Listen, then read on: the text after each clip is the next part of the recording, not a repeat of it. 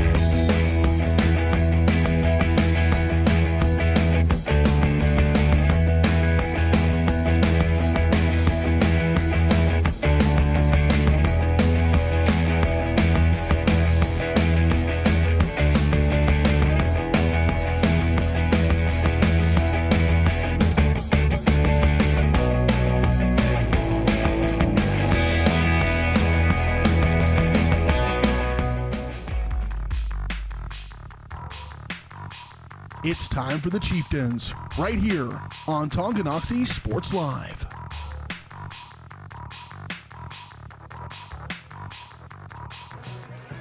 Good evening, everybody, and welcome to tonight's contest between your Tonganoxie Chieftains and the hometown Kansas City Piper Pirates. And partner, I say it every game before we start, and I'm going to say it again tonight. It's a great night for some football. Yeah, no question about that. It's 75 at game time, wind out of the south.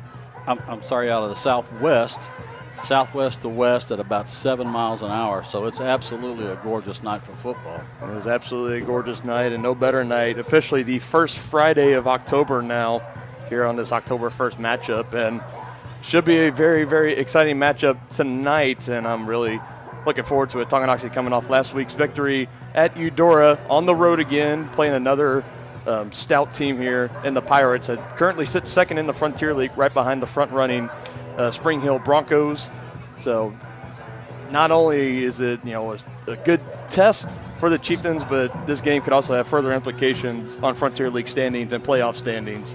But when you get into October, though, that's what you expect. Every single game, it kind of means that much more each and every week. Yeah, and like they said. The guy on Prep Sports, high school prep, he was on 810, and he was saying that both these teams, both Tongi and Piper, are on the upswing after winning 2 in a row and actually coming from behind in both victories for the Tonganoxie Chieftains. So it'll be interesting to see. This should be a good matchup. Yep, it's going to be a great matchup, and we'll talk more about those come-from-behind matchups and more right after this. You're watching Chieftain football on Tonganoxie Sports Live. Keep it here. At Kansas Insurance, we know one size doesn't fit all. In fact, our whole mindset is based on customized policies for you and your families. We're local, and we do what we do because we care about you. Think of us as brokers for your insurance needs. Working with Kansas Insurance gets you the award-winning service and attention to detail that only an independent agency can provide. All across Kansas, we're here to help you manage and plan for all types of risk. Contact a local agent today. Kansas Insurance. Local, independent, serving you. A great collision on the field? Awesome. An awesome collision on the road? Not so great. If that bad play does come your way, take your car to S&S Body Shop in Tonganoxie. S&S has been the area's premier auto collision repair center since 1972, working on all makes and models, glass replacement, bumper repair, fiberglass and plastic, color matching, and more. Plus, they work with all insurance companies. Get your ride back in the game. Learn more at snsautoandbody.com or call 913-369-3193.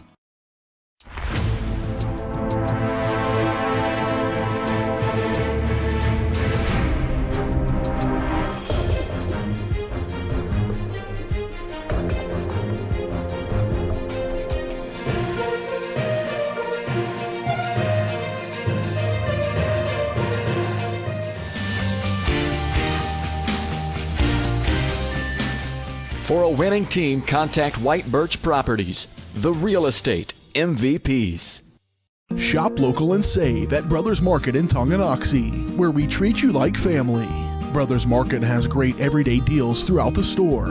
Enjoy fresh cut steaks from the meat department, the freshest fruits and vegetables from the produce aisle, and savor the flavors from the bakery.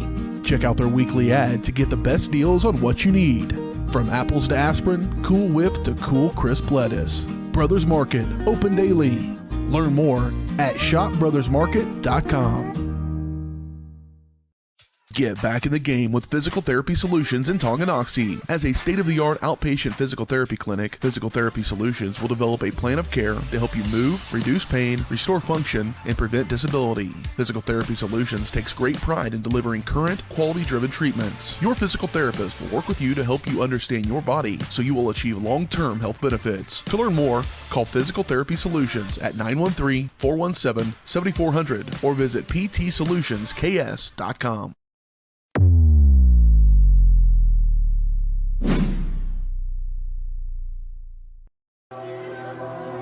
Tonight's coverage of Chieftains Athletics is brought to you by Kansas Insurance. At Kansas Insurance, you'll find personalized coverage designed for you. As an agency, they believe in taking time to issue personal care and attention to each individual client. To see how Kansas Insurance can help you protect what matters most, call 913-369-6600. And we are live on site here at Piper High School Stadium. Dylan Funk alongside my partner Dennis Rinn, and we are here in the press box. We got upgraded from last week, partner. We're indoors. We're in shelter. Well, it's a good. We thought there was going to be some rain in the forecast, but it looks like it's. I checked WeatherBug, and it's saying 0% chance. So. Yeah, it said 0% chance for kickoff of last week as well. So I know. something to keep our eye out on. But it does look like it's going to be a beautiful low 70-degree, high 60-degree weather temperature football this evening. But let's backpedal a little bit. Let's talk about last week's matchup, Tongi at Eudora. We didn't really get a chance to do a post-game show, so we didn't really get a chance to really kind of digest that victory. But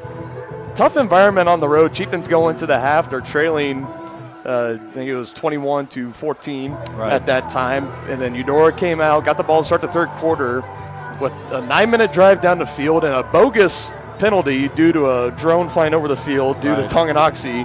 You know, Eudora was driving. They were in the red zone, and then, you know, it just seemed like momentum flipped from there, and the Chieftains just ran away with that ball game as they came out victorious, 28-21. Yeah, and that's the second week in a row they've come from behind like that. So I put a lot of credit towards the coaching staff for making halftime adjustments that have really paid off in these last 2 weeks. Yeah, the last 2 weeks as well, and the week before against Paola. Again, we talked about that game against Paola, Tongi's first win in football against Paola since 1982. So that game was great. First win for the Chieftains on the season. We talked to Coach Schroer. We asked him, how's the first one feel? And, you know, he was already like, you know, we should have had the first one 2 games ago. And they were moving on to Eudora, knew it was a great test, and they came out of there as well. So after dropping the first 2 games of the year, back-to-back weeks of victories, and now they're hitting their second road game in a row as you can see Jax McWilliams warming up on field goals, and I think that one fell just short of the crossbar. That was pretty far out, but anyways, nevertheless, Chieftains kind of getting into the teeth of their schedule here, partner. They got Piper tonight, and then next week for the homecoming game, they got Spring Hill. So they got the number 2 team tonight and the number 1 team, presumably, next week in Spring Hill. So, well, I'm glad we have Spring Hill at home at least, but they are a juggernaut so far this year. They're putting up 50 points a game. Yeah.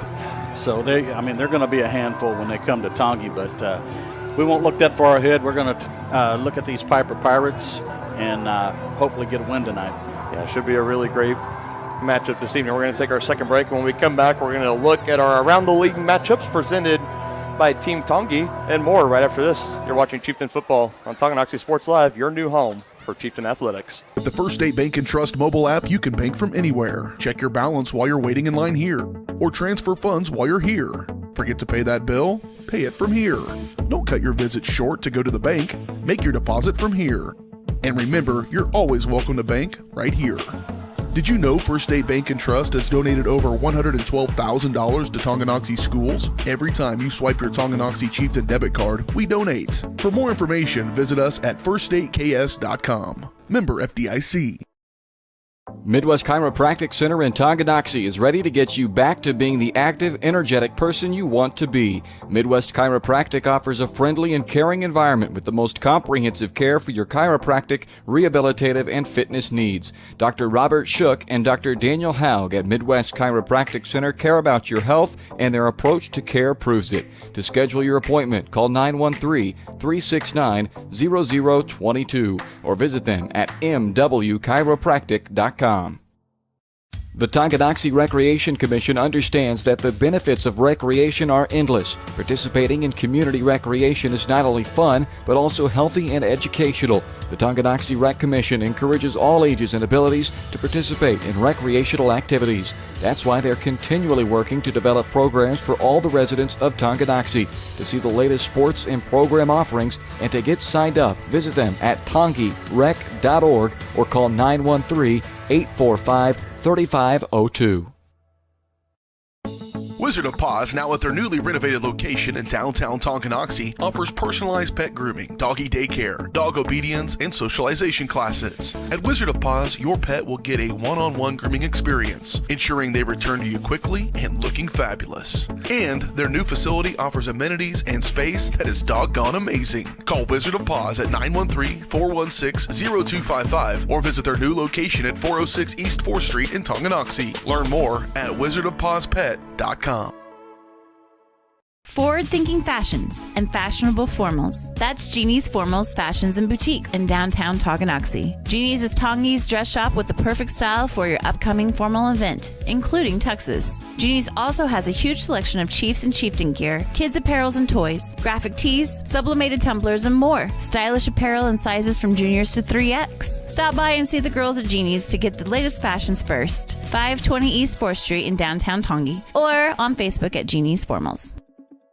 So we're buying a bigger home. A 4-bedroom, but, with room to grow.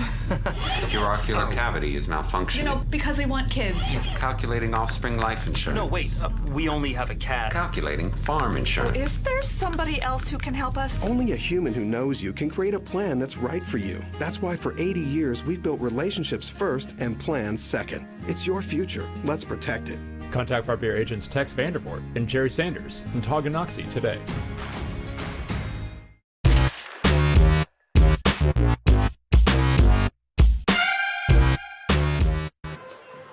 Tonight's area matchups, league matchups, I should say, are brought to you by Team Tongi. Since 2009, Team Tongi has been helping Tonganoxie families facing serious health and medical issues. Team Tongi also partners with other community organizations to provide assistance. To learn how you can help, visit teamtongi.com. And a nice job by the Piper High School marching band coming out playing the national anthem during our commercial break. And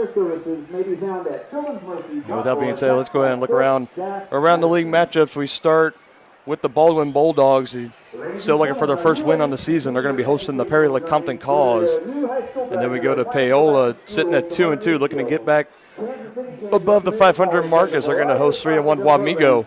Eudora, coming off the tough loss last week to Tongi, are going to be hosting the 1-3 Lewisburg Wildcats, coming off a loss last week to these Piper Pirates. Bonner Springs hit the road after a disappointing start to the season, sitting at 1-3. Taking the travel down to Ottawa to take on the Cyclones.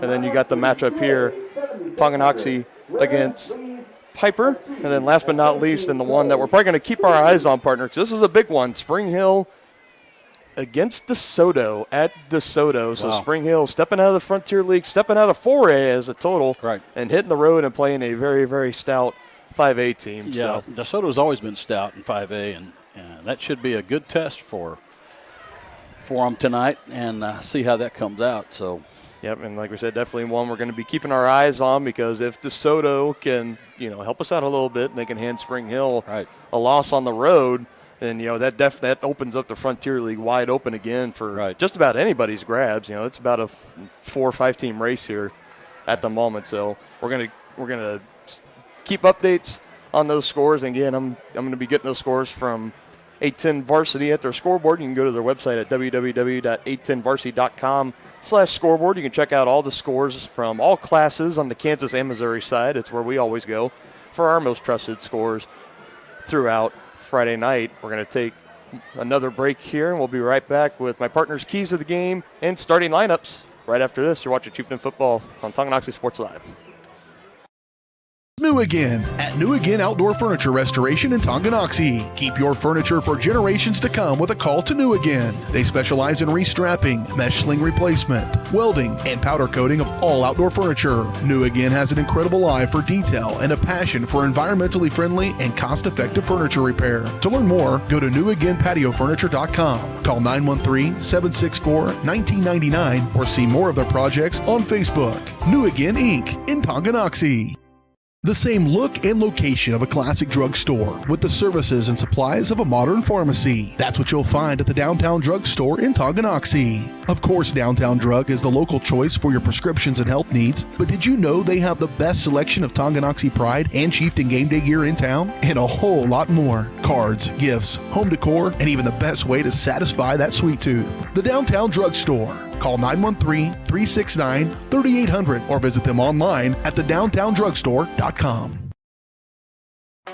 Trendy tees, fun fashions, team threads, and even candy for the kids. That's the Rustic Heifer in Tonganoxie. The Rustic Heifer is helping make Tongi a boutique lover's paradise. One of a kind, handmade, locally sourced decor, clothes, and accessories. Find the right style for a night out on the town or the best fan gear for the big game. Support local, shop local. Find them on Facebook at Rustic Heifer Boutique and Custom Gifts or stop by 616 East 4th Street in Tonganoxie.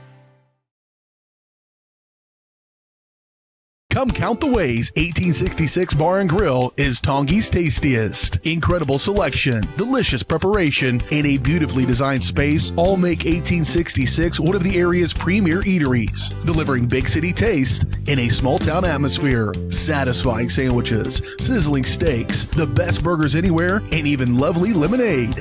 See the full menu on Facebook at 1866 Bar and Grill or order now by calling 913-369-7007. State coordinates of new land acquisition.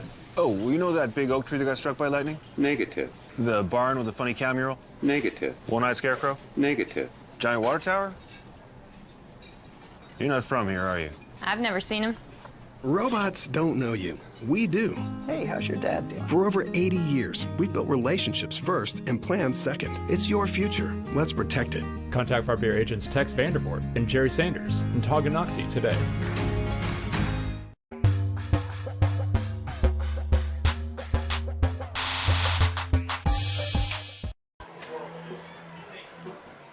All right, folks, welcome back to the S&S Body pregame show. Since 1972, S&S Body Shop has been the place to go to in Tonganoxie for auto body and repair work.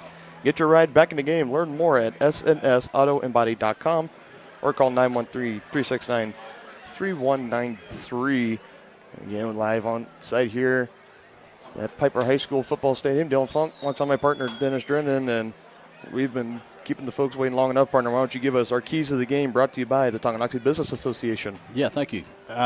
Before we get to that, I'd like to give a shout-out to my father-in-law and Dylan's great-grandpa, Wayne Heston, who's watching us in Lawrence, Kansas.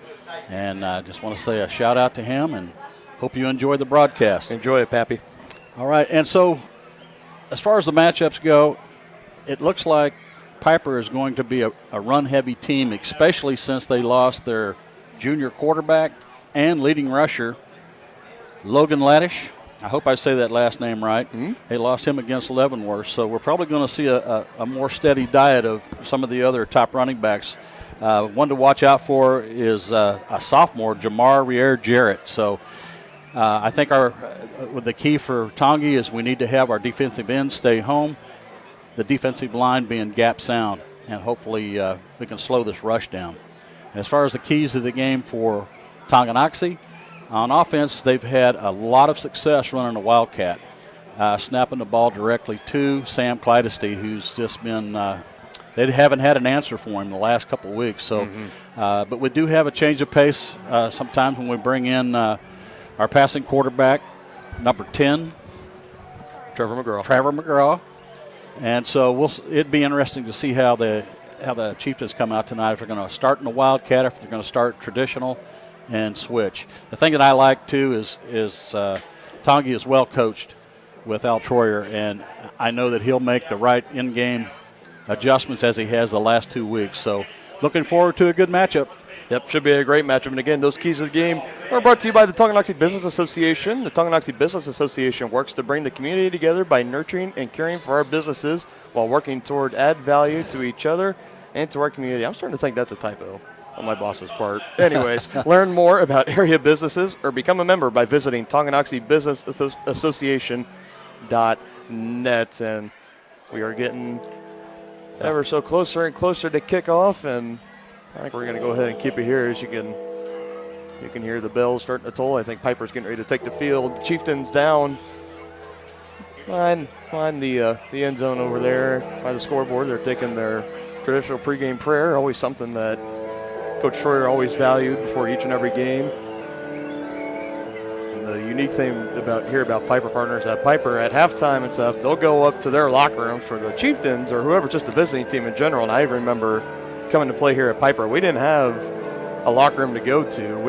Unless we wanted to hike all the way uphill and go to the middle school. That's adjacent right here to the high school and sit in the boys' locker rooms there. So you'll see during halftime, the Chieftains will just sit there behind that end zone, and they'll make their halftime adjustments from there. And while we're waiting for Piper to come down the hill, well, they're not going to keep me waiting long as they come through, tearing through the banner, and the Piper Pirates take the field in front of their home crowd. And it's always a great game when Tonganoxie and Piper face off against each other, hoping more for the same this evening. And now, while I have a moment here, let's go ahead and get into our starting lineups. And those are brought to you by the Tonganoxie Public Library. The Tonganoxie Public Library offers a wide variety of services for the citizens of our community. Stop by and visit them at 1217 East 4th Street or call 913-845-3281. And you can see all their programs and resources and plenty more at TonganoxieLibrary.org. Starting lineup not really changing very much. Here's the lineups that Al Troyer sent me earlier in the week for the offense. Rolling out with the same quarterback, number 10, Trevor McGraw.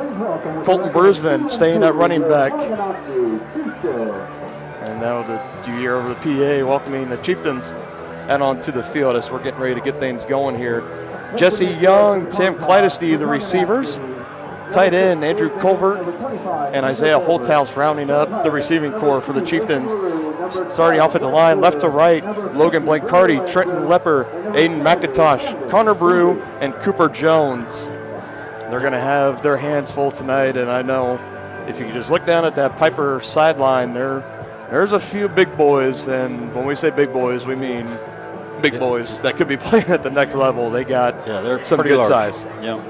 Defensive starters in the defensive backfield got Jesse Young, Sam Clydesty, Wyatt Harris, Gabe Bailey, Jordan Williams after making the game-sealing interception last week against Eudora.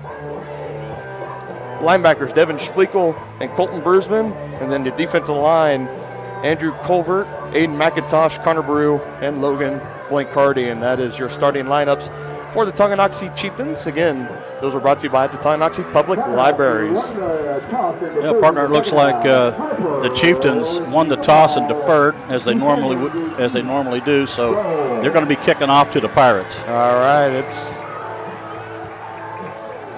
always great when the coin toss goes your way right out of the gate. Chieftain defense going to be rolling out there first. And we're going to get our first look at this Piper offense, and they're led by their quarterback, number 12, Blake Porter. Again, stepping in for the injured quarterback, number 3, Logan Laddish. Again, if we talk about Laddish, he was such a dual threat for the Pirates as, obviously leading passer, but also leading rusher for this team. And now that he's hurt, he has a knee injury. He got hurt 2 weeks ago in Piper's home loss to Leavenworth, 25-23. So it'll be interesting to see.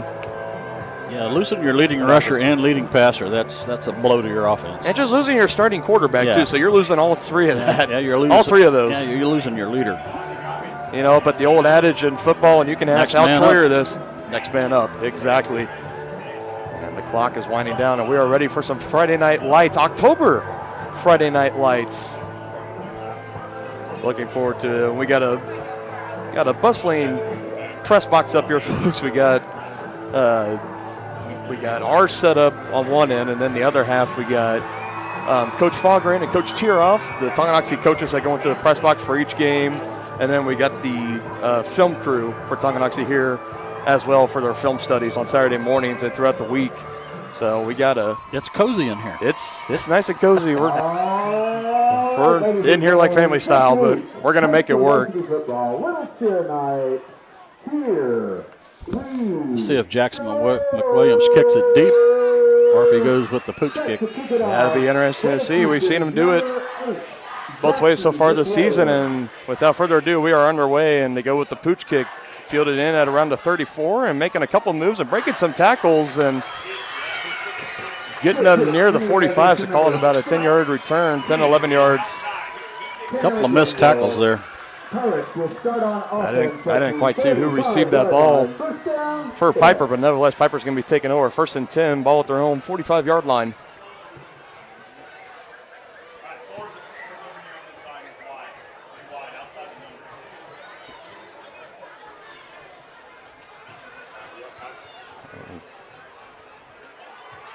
Piper coming out here. Looks like it is Blake Porter. Looks like they're in a shotgun. Backfield. Shotgun formation, one back in the back. Trips to the right side, and Porter's going to take it himself and run to the right side, and he's going to pick up a nice gain of about 5 yards, taking it to the 50-yard line. Good field position there at midfield on their first play. I say Blaine Carty was there on the stop for the Chieftains. 2nd and 5, Pirates. Pistol formation for Porter. He gets it and he tosses it out wide to his back. Good tackle. Good, plenty of speed, and the stiff arm not working there. Number 25, Colvert, was there on the stop, and that was number 10, Rear Jarrett. The Pirates a very minimal game, so be big to get a 3 and out here. There's to see what the Chieftain defense comes out with. Getting the snap a little bit high, giving it up to Rear Jones, and again looking to get away from some tackles, and he was able to slip one, but it looks like it's going to be just short of the first down by a yard. Well, initial spot, it was about a yard, but then now it looks like it's going to be more like 2 yards, so 4th and 2. Strong yard and a half anyway. Looks like they're going to go for it. A couple on the play, it's going to bring up a 1st down, 2 yards to go. No, stay base.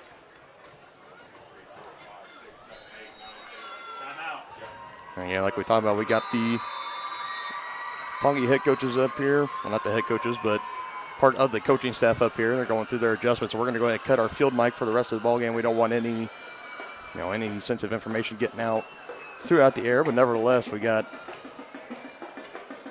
a timeout called out on the field, and it was Piper. So looks like they're going to want to take a little bit more time to go over this 4th and 2 play. I think they had 12 men on the field.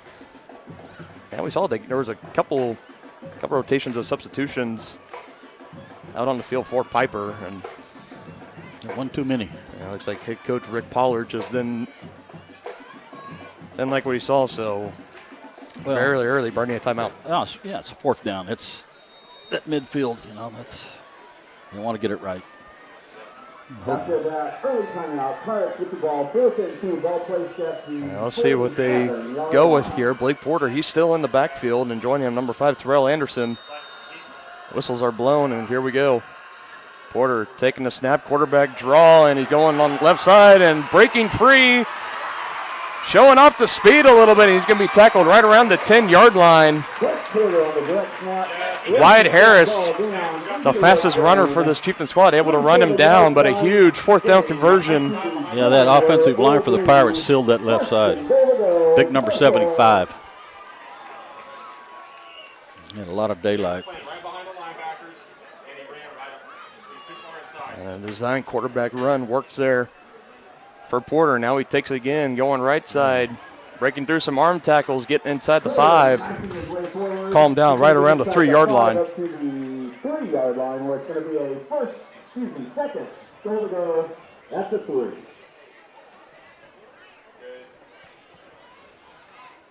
Now Piper starting to threaten here on the opening drive. 9:40 left to go here in the first. 2nd and goal from the 3, and there was definitely some early movement there. That's going to be a false start for Piper. False start against the Pirates. A good break for the Chieftains there. As you saw, everybody, but it looks like everybody was moving but the center on that one. He was about a half second or second behind on the snap. Penalty, ball back up to the 8-yard line. Second and goal to go. Fire.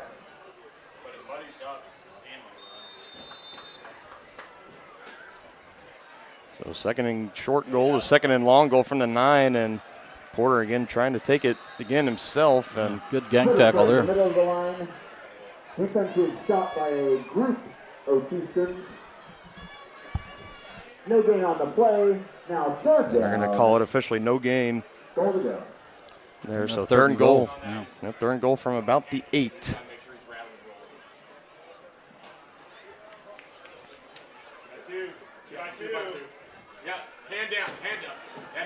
Porter's going to take snap, pump fakes, firing back near the end zone, and yeah, no flag. That's good. Incomplete, no flags. Chiefs in the coverage there. That was Wyatt Harris. That brings up fourth down. It looks like Porter was looking for his receiver, Vigil. Stops the clock at 8:41. So another fourth and goal play here. I think for Piper. They're going to try a field goal, I think, partner. Yep, they're going to bring out the tee, and they're going to attempt the field goal. And this is number 99, Zane Busick, the junior. Good snap, go hold, and the kick is up, and it looks good. It is good. It is good, so. Well, that's great that the Chieftains held them to 3. That could have been a lot worse. Definitely could have been a lot worse, just like you said, partner.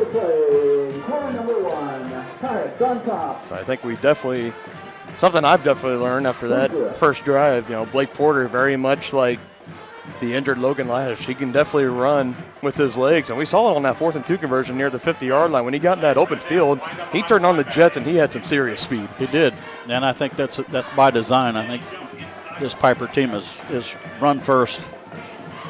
Only saw one pass attempt there. For quick advice and inspiration for parents of student athletes, be sure to check out the Healthy podcast from the First Nation Center. Piper might be a little disappointed there as they got inside the 10-yard line and are turned away. They got down near the 3-yard line. Well, you know what we say about penalties, partner? They're drive killers. Yeah, absolutely, drive killers and momentum killers. So, but nevertheless, great job by the Tonganoxie defense, holding strong there, holding them to a field goal. Yeah. And now we're going to get Trevor McGraw and the Chieftain offense out on the field here in just a moment. Busick puts it down on the tee, getting ready to kick it off. Wyatt Harris and Super Sam back to return this. And let's see if they kick it to him. And he kicks it deep in the direction of Harris, and he's going to take it at the 15-yard line, bringing it up past the 25, breaks one tackle and trips, stumbles near. Just past the 30, and we do have a flag down on the field. Harris on the run back up from the 15 to the 30. That could have been a block in the back. I see Isaiah Holthouse. He's in the area, and he's walking away, maybe trying to hear what the officials were saying, and they're already backing the holding the Chieftains up and blocking the back. The call. No, blocking the back. Blocking the back. It's pretty good betting odds that if there's ever a penalty on a punt return, kick return, especially whatever. when it's thrown behind the yeah, that's 9 out of 10 times it's going to be a penalty on the returning team. First down 10. Tonganoxie going to be taking over. 8:35 left to go on the clock, and they're going to be taking over. They're coming out in their standard set. Yep, right at the 20-yard line, and another whistle and more laundry thrown out onto the field.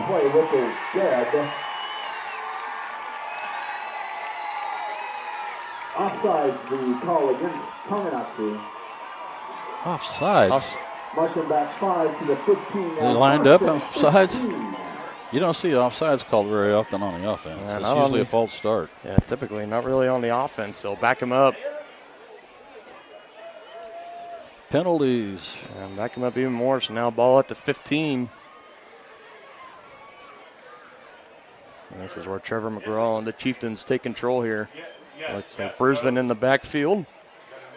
And McGraw getting the snap, and he hands it to Brusvin, and he's going to go right up the middle, and looks like he's going to get up for about a gain of 3 yards. Trevor McGraw hands off to number 16, Colton Brusvin. Looks like that's going to bring up about second and 12. Again, like we talked about, that Piper defensive front, you can see him down there, number 70, one of them. Camden Beebe. And then McGraw faking the handoff, throwing it downfield. Holthouse is wide open, and it's incomplete. What a recovery by number 4. Herrick Britton. And he was wide open, and number 4 closed that gap quickly to get a hand on it. Isaiah Holthouse, he was wide open down the middle of the field, down the seam, and again, good recovery by Herrick Britton. Had the blown coverage there, but able to turn the Jets on and get a fingertip on that pass, making it fall incomplete. So it's going to be a long 3rd down and 12 here for the Chieftains. Ladies and gentlemen, it's 3rd down. And then that was a great ball thrown by McGraw as well. And he's going to go right back to the pass. Pocket collapsing. Now he's going to try to run, and he's just going to slide down and give himself up. Quarterback keeper by number 10. That was number 8, Colin Vigil. He was coming in.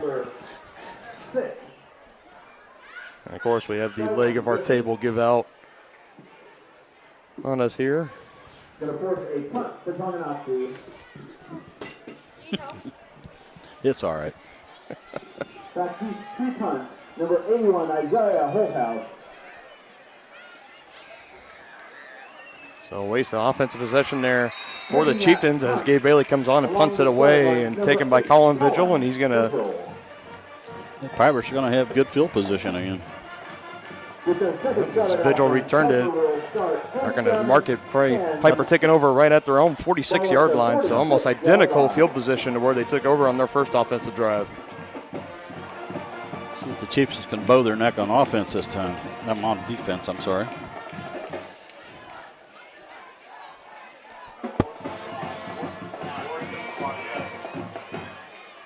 If you're Chieftain, have the same goal in mind, if Piper starts driving, try to hold him to a field goal. How about a 3 and out? Yeah, it'd be great to get a 3 and out. Taking a snap and handing it outside, broken tackle, and there's the speed again, spinning through again, and that's number 4, Devontae Herrick Britton, coming off the great defensive play and now doing it on offense. A huge run there, taking him down near the 25-yard line. Yeah, Sam Clydesty saved a touchdown there. Well, that a run of about 30 yards.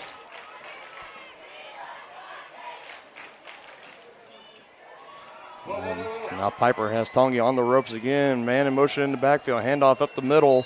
Talon lined up. Ball handed off up the middle is number 10. And up the middle house number 10, Rear Jarrett. Logan Blancard. A pretty minimal game there. He was tackled by Logan Blancardi. Called about a gain of 2 or 3 yards.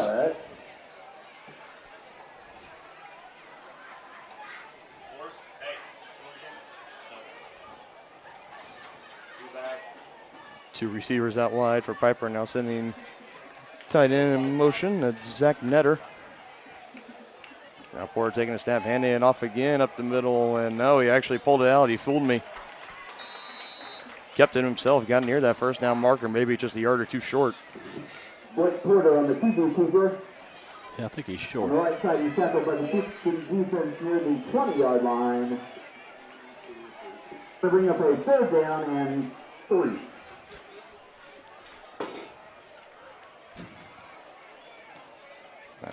I gotta tell you, this table that we are on here in the press box is falling apart as we speak, and nevertheless, and that ball came out there at the end, and they're going to say it's going to stay Piper ball as it rolled out, not out of the back of the end zone, so it won't be a touchback, but it rolled out 2-yard line. Just at the 2-yard line. First and goal to go.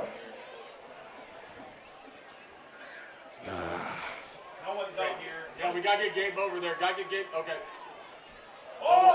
And bad snap. Yeah, bad snap. And Chieftains again catching a nice little break there. And you got to be pretty careful there. As the quarterback had the ball and whistles were blown, they still drove him down into the ground. Surprised there's no down by number 57, TJ Leeper, number 79, Connor Brooks. Let's see if we can get one of these table legs back in so we got a little more. Let it down. Okay, there we go. All right. Up to 7-yard line. I don't know why.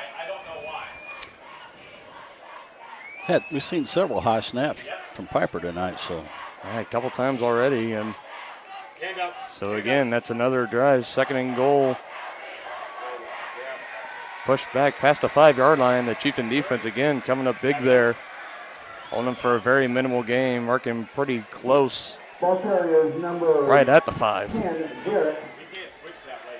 Several on the stop, including number 16, Bregman. Number 25. It's going to bring up a 3rd and goal. If you're the Chieftain defense, you probably just have to assume here. This is probably 4-down territory if you're Piper. Unless they kick another field goal. I don't know. Two trips inside the 10, and if they get held again here on 3rd down, they might be going for a quarterback roll out. He throws it. It's completed, and it is caught for a touchdown for Piper. Feisty was there in coverage, and it looks like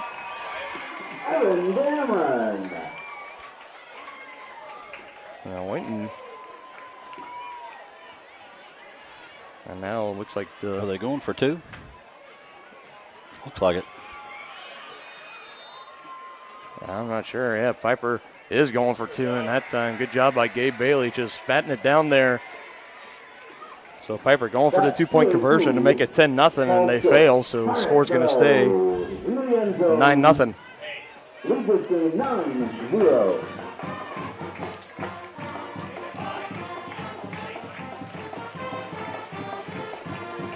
Again, a little rough start here for the Chieftain defense, but kind of very similar to like we saw with the Baser game, with the first game of the year. Tongi starting deep in their own territory, and Piper, 2 drives starting at the 45, their own 45 and 46-yard lines, and it's definitely going to be a test here. Let's see what adjustments that the Chieftains make on defense.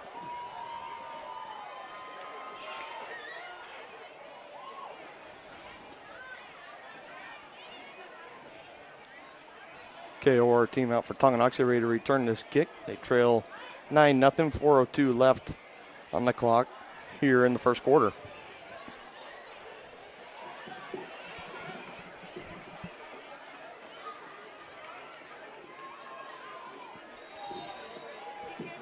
Busick has the ball tee up for Piper, and now he's ready to kick it off. Let's see if they kick it towards Wyatt Harris directions again, and they do, and he lets it bounce, and he's going to collect again right at the 15-yard line. Looking for a couple of blocks. He gets past the 25, and he's going to be right around the 28-yard line. 30-yard line again by number 22, Wyatt Harris. He's taken down by number 13. Now, so far, McDaniel. the Chieftains are losing the field position battle as well. Piper's been starting at nearly midfield on both their possessions. Yeah, definitely, partner. If you're Tonganoxie, you definitely need to get out on this offensive drive. You need to start driving the ball down the field. Yeah. And again, yet to go into the Wildcat formation. McGraw takes snap, hands it off Bruisman left side, and he breaks good game. A couple of arm tackles. And, yes, another very good game. Called that a gain of 6. And we saw it, and if you tuned into our game last week at Eudora, there in the clutch time when the Chieftains were driving and they scored the eventual game-winning touchdown, I mean, they just kept handing it off to Bruisman. He kept going along that left side of the line.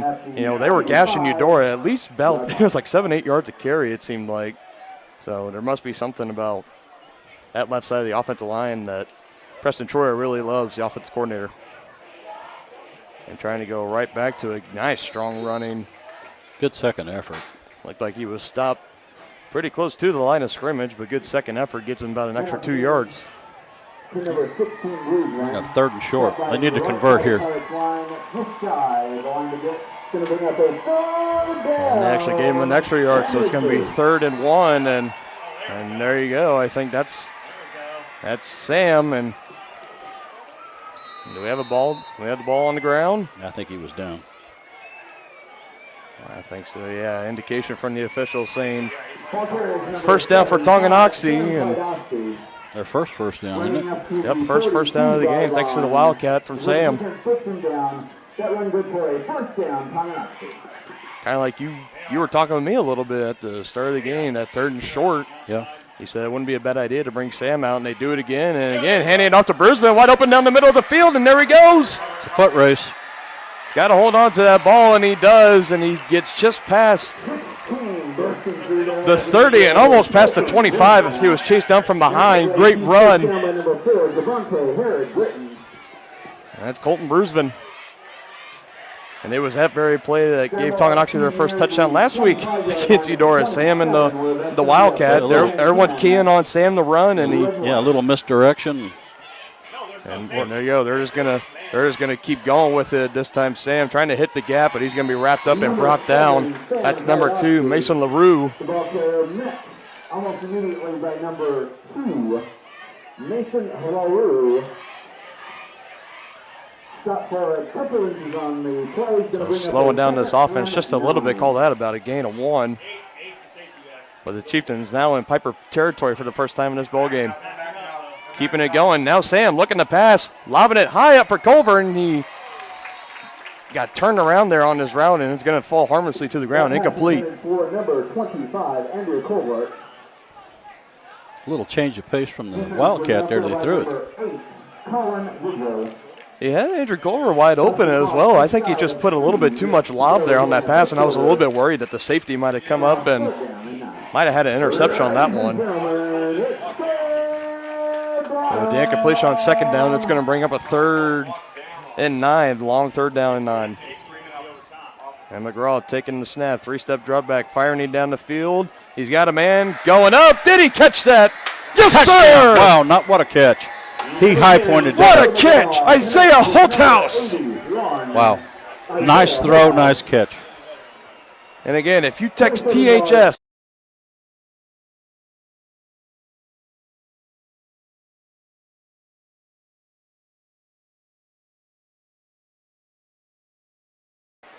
highlight partnership, and he went up and got that ball. My goodness, man. That was awesome. That was a heck of a grab up top. Update the score, extra point pending, and it is good, but we do have a flag down. They hit Brisbane. And if you can hear Coach Tieroff, he's claiming they hit. I believe it would have been the center, right? Brisbane? Hit the long snapper? I'm not sure if he is the long snapper or not, but nevertheless, this call is going to be called on Piper. Tonganoxie already heading to the sidelines. Yeah, they just blew up Brisbane. Personal foul roughing the kicker against the Pirates. They're going to call roughing the kicker.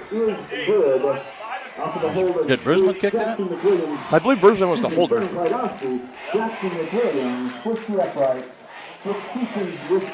And nevertheless, again, on these rosters that Piper give us, they don't really give us, well, for the Chieftains, they give us positions. And well, the Chieftains are right back in this thing. Yeah, nevertheless, extra point is good from Jackson McWilliams. 9-7 ball game. Perfect response there. That was a highlight reel catch by Holthouse, and great throw. Yeah, Isaiah Holthouse again. By McGraw. And again, a perfect ball from Trevor McGraw. I mean, he threw that one up, and he trusted his receiver. It was one-on-one coverage, so it's a 50-50 ball. And they trusted Holthouse to go up. He high-pointed that sucker and brought it down in the purple turf there in the end zone. Yeah, they're walking off the 15 yards now for the kickoff. Now, if I'm Coach Troyer here, I'm giving McWilliams the green light to just boot it. I'm letting him kick it out of the end zone. We've seen him kick it out of the end zone without the 15 yards. Now that he has the extra 15. Ball will be kicked from the 45-yard line. Then that could be number 8, Jackson McWilliams. Yeah, I'm expecting Jackson McWilliams to just kick this one deep, and he does just that, and it's going to soar over the head and about 9 yards deep into the end zone. Yeah, would have bounced out of bounds. Good job there. Well, at least they swapped the field position here. The Pirates are having to start from their own 20-yard line. First down and 10. Yeah, like we talked about, Piper's first two drives starting at the 45 and the 46. Yeah. The advantage Chieftains on this one. Piper taking over first and 10, ball at their own 20. 80 yards away.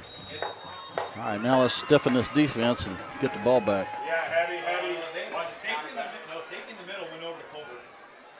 So they were playing basically the strong safety was bumping. There you go there, first and 10. Porter taking the snap and going right up the middle and right near the first down marker and exactly 10 yards. Blake Porter making his way through the line and across. And even though Porter, he's technically the backup quarterback on this team, he's coming out. Looked like he hasn't really missed a step. And it looks like he could very well be the starter. He's been running the ball very well. Oh, so they moved number 4 over Sam. That Piper offensive line made a big hole there. So they moved him over the top, but First and 10 Piper. Now Porter taking it again. Looked like a spread out option. He's just going to take it himself again. Another huge gap along the near side here. And call that about another gain of 6. Yeah, they ran that right behind big number 75.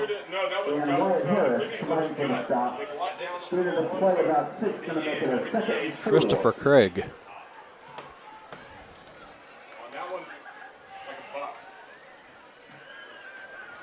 Like we talked about, this Tonganoxie defense, definitely we're going to have their work cut out for them tonight. And so far, Piper just so far having their way. And there you go. And they right on, better response. Yeah, right on cue that time. Holding Porter maybe for a loss of 1. He might have fallen forward just enough to get back to the line of scrimmage. Maybe a half-yard gain. Big third down here for the Chieftains. I'd like to see them get a 3 and out. That'd be nice. Can you get a 3 and out after they already pick up a first down? Oh, I'm sorry about that. Yeah. No, you're good. That'd be nice, but there you go. Pass, sprint out, and it's complete. On the sideline here, that's number 4, Eric Britton catching it for Piper. Getting past the 45, and it looks like they're going to mark him right at the 48-yard line, and it's going to pick up another fresh set of downs for Piper.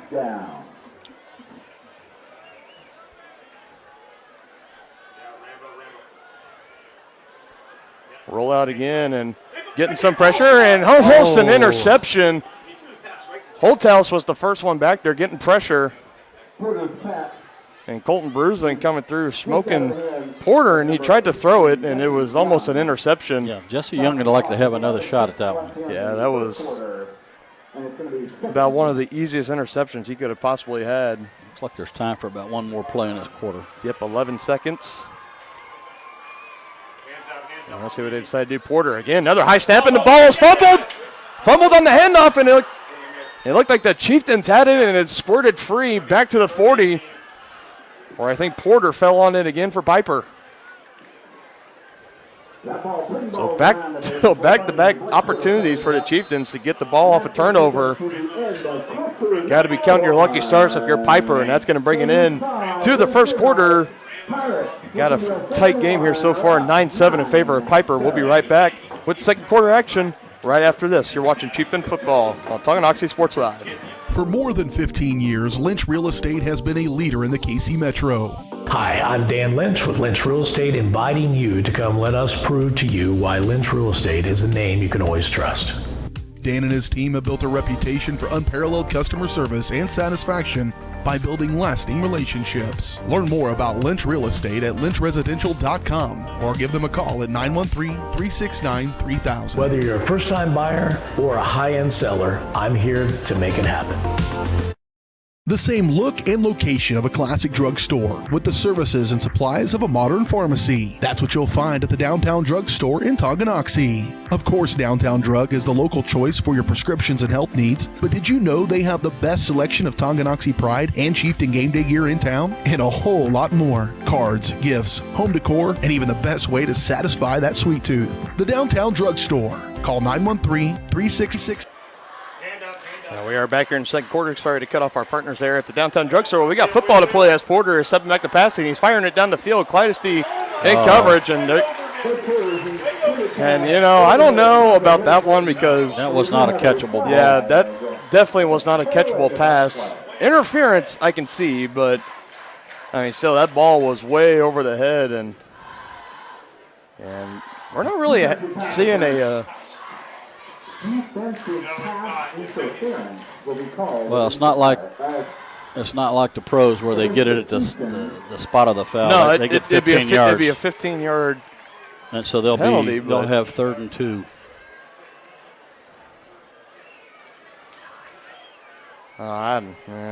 That's another questionable call, but After the 15-yard penalty, nevertheless, even after the 15 yards, it's gonna still be 3rd and short. Now inside. Had him 3rd and 17 now. Yeah, that Those hurts. penalties. Killer. Gabe's got to be ready to come up. That definitely hurts. And let's see what Porter and company do. And he's going to take the snap, and he's just going to run it himself, dancing around, gets past that first down marker, and just a couple of yards extra. Porter running off his left side. About a game about 4 or 5 yards, but that was a big penalty. Was a big penalty indeed. And again, it's like we talk about this defensive secondary for Tonganoxie. They don't like to get their eyes on the ball. They like to keep their eyes constantly on the defender. I think if Clyde State looks up, he sees that one is way over the head, and it would have fallen incomplete. And that one rolling out incomplete as Porter was looking for his receiver, number 8, Colin Vigil, on the near side, and he sails it out of his reach and out of bounds. Number 8, Colin Vigil. Continuing on defense, number 6, Jared Bailey. Number 23, Wyatt Harris. With the incompletion, it's going to make it. Got more whistles down on the field here, and the officials going to meet again. They're looking back at the scoreboard, so maybe this has to do with the clock. I think the clock might have kept running. I think the clock was still running, even though off the incomplete pass. So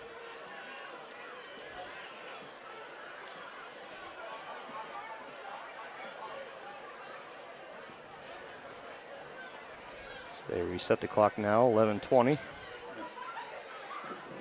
Ready to play ball.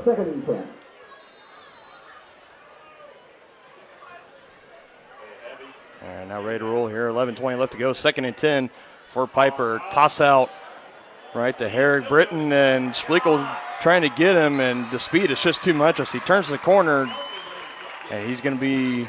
The officials right there at the first down marker on the far side. I think they're going to mark him short a yard, maybe half a yard.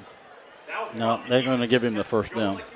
No, I don't think they're going to give him they're not. first, but it's going to be about 3rd and a credit card length. And no, there you go. First down, ball at the 30. On an even run of 10 yards, taking it to the 30-yard line, just past the 30.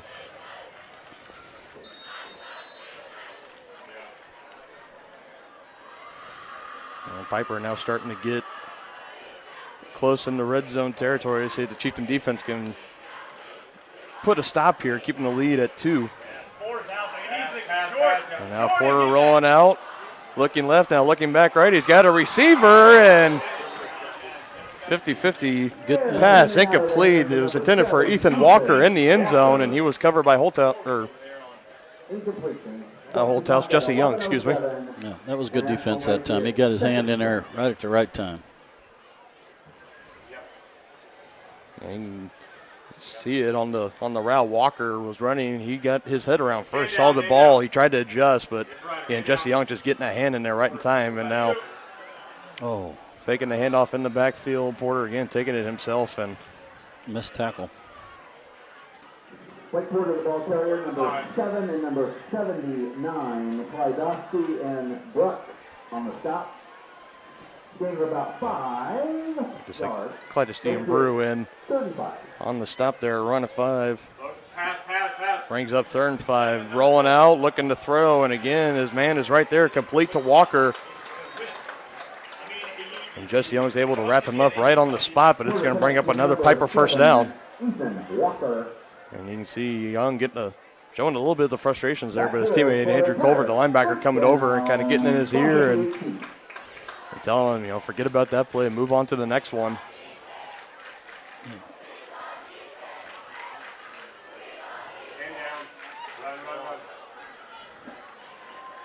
Handoff up the middle, rear Jarrett, and he's going to run into a wall of Chieftains, but not before picking up about a gain of 3. Number 10, Rivera Jarrett on the ball carrier. Number 18, Jesse Young. Number 57, TJ Leeper. Leeper and Young were in on the stop. For Tonganoxie, the clock continuing to roll here as we're nearing 10 minutes left to play. Pulling it, running right side, Porter, and dragged down. It's going to be about 3rd and 2.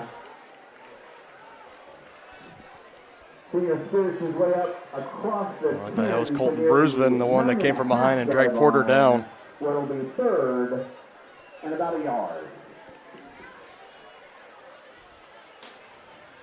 And so far in this contest, partner, this Piper offense just having their way with this Chieftain defense. Yeah, they're putting up a lot of yards. It was nice that the Chieftains held them to that field goal on the first drive. This is the 12th play of the drive. Porter up the middle. He's going to be stopped at the 5-yard line. That's going to pick up another set of first downs, 1st and goal. It looks like we're going to have a Pirate down, and that's number 10, Rare Jarrett. Injury timeout for the Pirates. He looks like he's in some pain down there, and can't tell exactly what happened. They call a timeout on the field. We're going to go and take that timeout with them. We'll be right back right after this with more Chieftain football. For more than 20 years, Kevin Gallagher with American Family Insurance has been serving area families and businesses. As members of your community, Kevin and his staff understand how important it is to be there for you, their trusted neighbors and friends. With locations in Tonganoxie and Kansas City, the Kevin Gallagher Agency is building stronger partnerships. Get a quote today by calling 913-369-4444. That's 913-369-4444. Home, life, auto, farm, and more. The Kevin Gallagher Agency, American Family Insurance. For more than 50 years, Dr. Richard Dean has been the name Tonganoxie trusts to keep you seeing your best. At Tonganoxie Eye Care, Dr. Dean and Dr. Caitlin Volk know that healthy vision is about more than just seeing 20/20. Whether you're just turning 5 or closer to 65, the doctors at Tonganoxie Eye Care will help you make sure that your vision is clear for the classroom, in the office, on the field, or just relaxing with friends. Tonganoxie Eye Care has a wide range of frames in the showroom, and you can even get prescription sunglasses in your favorite styles. Call 913-845-2030 to book your appointment. Tonganoxie Eye Care, the clear choice for your vision health.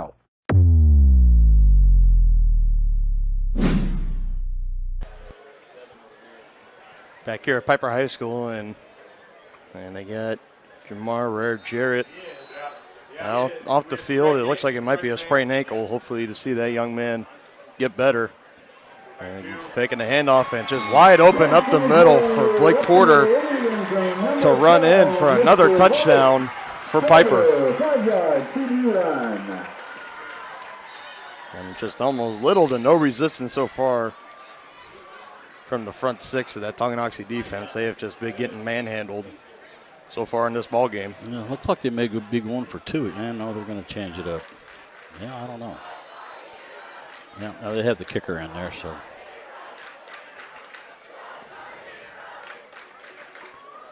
Snap and hold is good, and the kick is good as well. And it's going to take it back out to a 9-point contest, 16-7.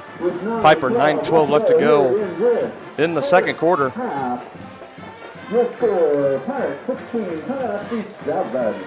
Well, very much like you said in the keys of the game, partner, it was all going to come down to that rushing attack for Piper and how the Tonganoxie defense answers that challenge. And so far, I don't think they're getting to that phone anytime now. Yeah, well, we'll look and see how the Chieftains make adjustments. They've done a really good job the last couple of weeks. Their last 2 wins have come from behind, so we'll see if that holds. Yep, a 13-play drive capped off by a touchdown run up the middle from quarterback number 12, Blake Porter, the senior. Now let's see if the Chieftains can respond here after trailing again. And it seems like, every week, for the past 3 weeks now, that the Chieftains have find themselves down by more than one possession. It'll be interesting to see how they respond and hopefully come back in this contest. Harris and Clydesdale back to return the kick. From Busick, first 2 kicks, they've kept it away from Clydesdale, and going with that same strategy again, kicking in the direction of Harris. He has returned one kick this year, and it looks like he slipped away from one tackle, and the flag flying in from the Piper sideline. It looks like they're going to stop him short. Right about the 34-yard line. Let's see what the flag is.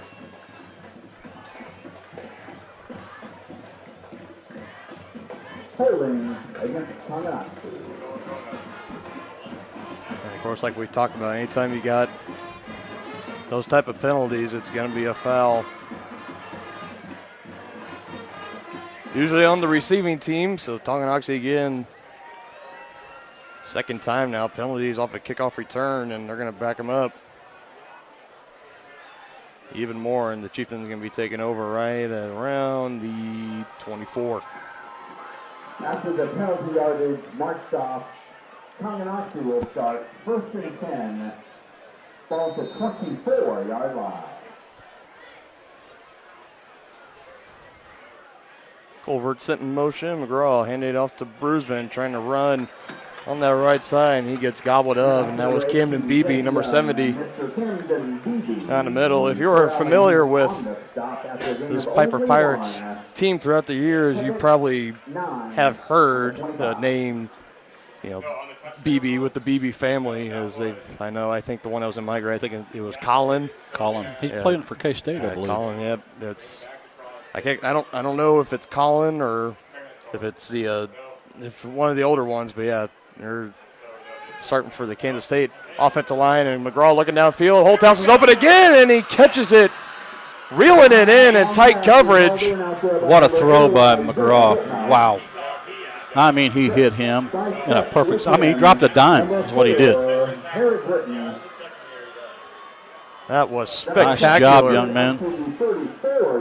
Back-to-back great throws for the sophomore McGraw. And a great catch, too. But he hit him right in stride. Hit him right in stride, hit him right in the fingertips, able to reel that one in. Tight coverage there as well.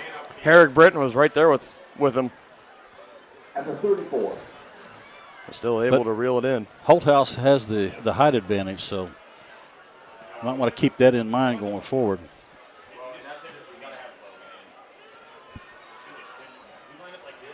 Trips to the left side for the Chieftains. Ball is snapped, and another whistle. Immediately a whistle. I'm not seeing a flag. Now I see a flag. Late flag there. Let's see what it is. Delay a game. Yeah, delay a game for Tonganoxie. Time means a loss of 5 back to the 39. Penalties. Yeah, we've seen it already a couple times this season where penalties, you could say, possibly cost the Chieftains the ball game. I know one I think about back to that Lewisburg game. It was a pretty heavy penalized game in the first game against Baser. They've cleaned them up since, and now McGraw wanted to fire it again downfield. That one's just a little bit too high for Andrew Colvert, incomplete. That pass intended for number 25, Andrew Colvert. So, yeah, we've seen this offense who in the past couple of weeks we've seen them traditionally run heavy, putting less and less passes on the arms of McGraw. And, so far in the first half of this game, partner, he's out there slinging it, and he's got a nice touch on it. Yeah, he's answered the call. That one, again, just a little overshot for Colvert, and now he's going to pass again, and he's got him open on the sideline and incomplete, and that was to Sam Clydesty. Just a little too tall. So back-to-back incomplete passes. Brings up a McGraw's third and long. Yep, 3rd and 15. And out of the hands of Clydesty, pursuing him on defense with number 28. And you like to see the Chieftains convert here after the 40-plus yard bomb. McGraw to Holthouse to set him up in Piper territory, and now facing 3rd and 15, 7:34 left on the clock. McGraw takes a snap, firing it downfield, a miscommunication, and is intercepted, and called that a face mask on Colvert. So going to be an extra 15 yards. Number 7, Ethan Walker, the defensive back for Piper there. That was either a miscommunication or something, because I don't know where he was throwing that. I didn't catch a number on the receiver for Tongi, but it looked like he was looking back for the ball, and I think McGraw was thinking he was going to keep going. It was Andrew Colbert. Nevertheless, it results in a turnover.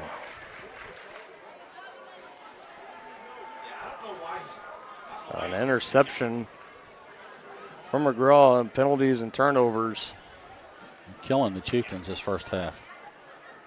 And the officials taking their sweet time to talk about this. I thought it was pretty clear. The face mask penalty on Colvert. Yeah, just going back to that last play, it looked like there definitely was some miscommunication. I think McGraw thought the receiver was going to keep working up the field. The receiver stopped his route and looked back. He looked like he was ready. He was open for the ball. What? I think offsetting. They got offsetting penalties. Personal foul face mask against Tonganoxie. Pilot to helmet contact against the Pirates. So even with the offsetting penalties, the ball is still going to stay with Piper.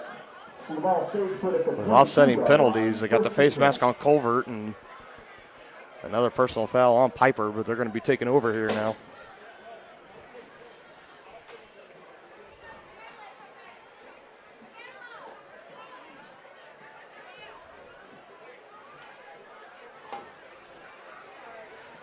No worries. We still discussing. We're ready to go. Chain's getting reset on the sideline, and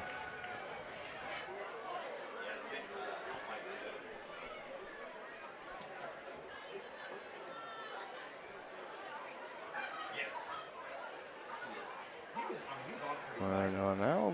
But bam, yes. If he goes a good ball, yeah, it's fine. Because right when Isaiah turned, the kid is. So. Hey, what was the number on that? I'm not quite sure. What is the penalty on Piper? I don't know. Encore. Personal foul face mask against Tonganoxie. Helmet to helmet contact against Piper. Those penalties a second time will offset. What number was that, Coach? And yeah, I'm not much ado about nothing there. First down 10 at the point. It's still at the same spot. The D lineman, if that's 2 on BB.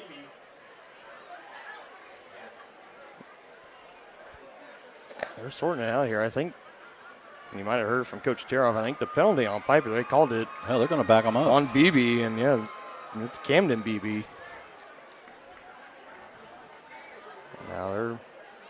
Now Piper being backed up here. And, apparently it will be first down and 10 at the 10. All right, after some nice conversation there, and I think now we have everything sorted out. I'm not sure. What are they doing? Yeah, this is kind of dragging out a little bit. I thought it was pretty straightforward of what.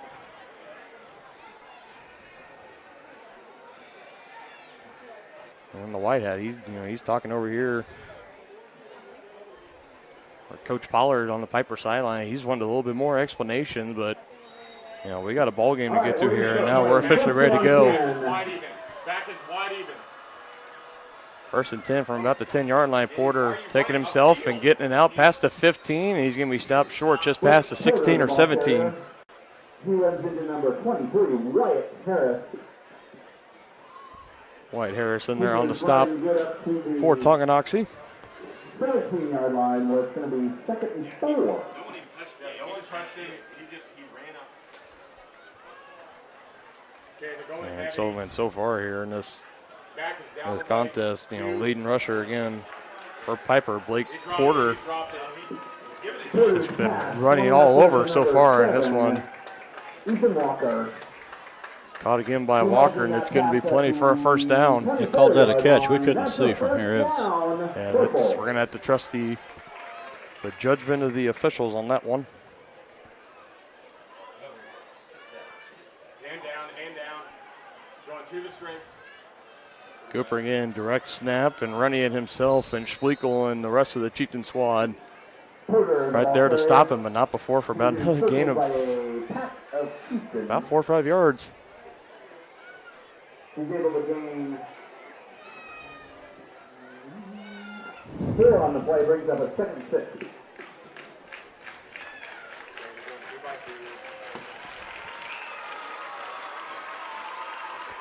Piper student section starting to get into it. Call that a run of 4, and Piper start trying to get the play off, and flags come flying in. False start. A false start on the Pirates.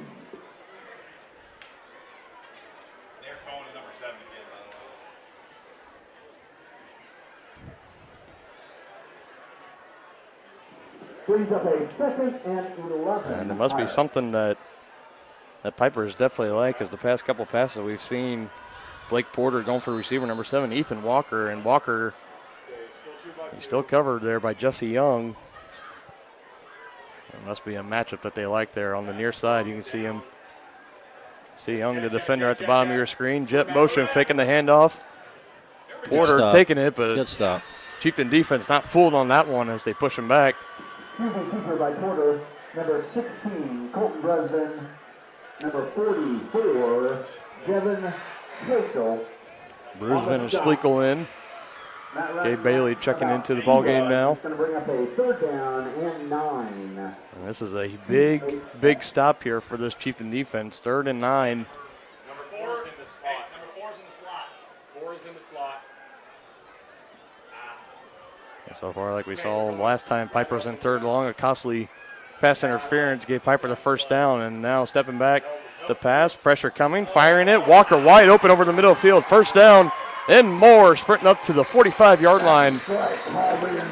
Before he's brought down by Wyatt Harris, and that's another 1st down for Piper. He was wide open. Number 23, Wyatt Harris.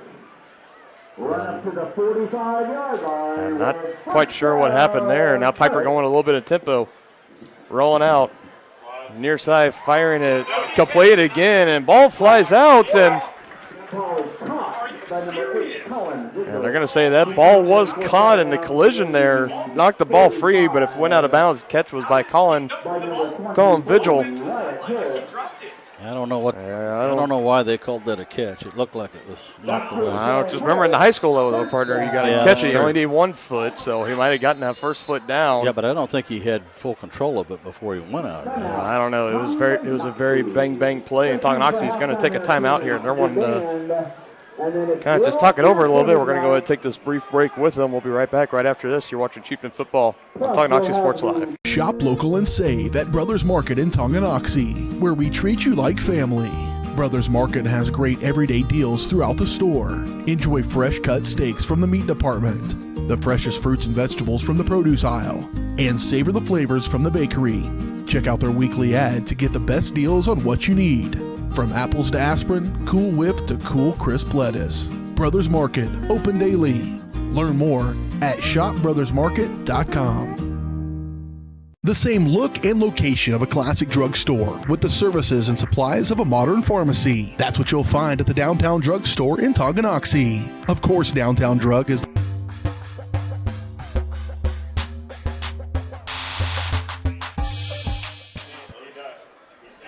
back here out of the timeout. Piper now starting to drive as they lead the Chieftains 16-7.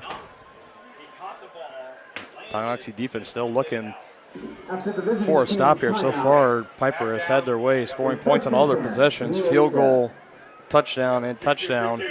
And looking to do it again. And Porter taking it and doing it all himself again. And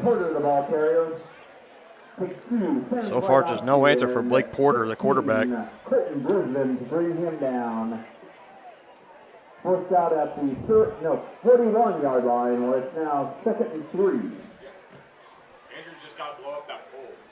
I'm sorry, he gained 3, so that's 2nd and 7.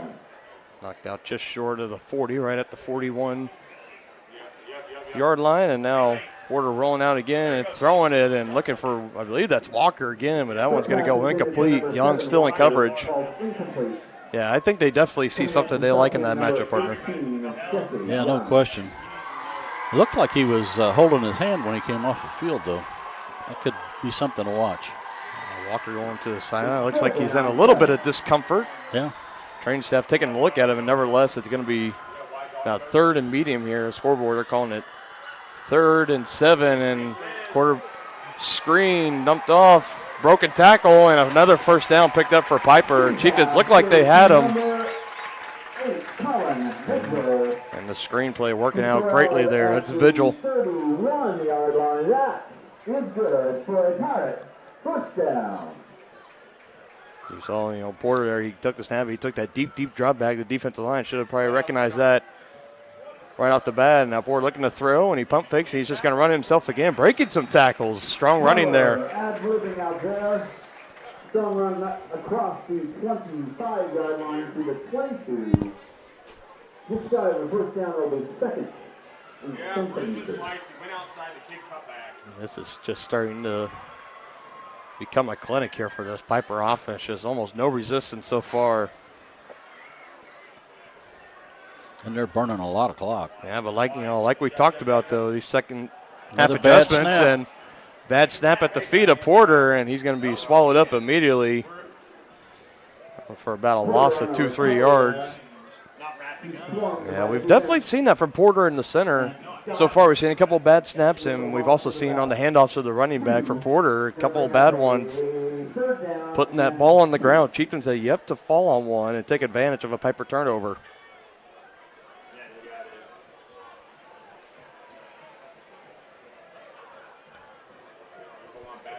Piper setting up. Shop again, 3rd and short, and giving it out. I think that was number 24, Miguel Martin, the junior. Looks like that's going to be good for a first down. It's going to be Miguel Martin. right at the marker, and I think Looks like maybe they're going to measure it. Official timeout, and they are going to come out. They are going to come out, and they are going to take a measurement. We're going to bring those teams out to measure.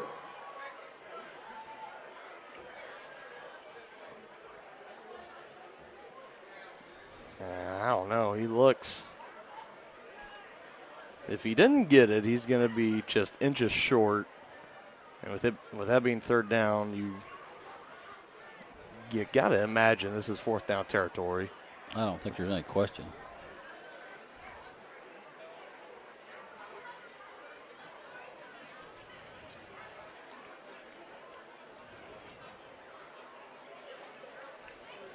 That's short. About a foot. Yeah, 4th and inches, and the way that this Piper offense has been rolling, that you definitely got to expect, just the quarterback direct snap and running it.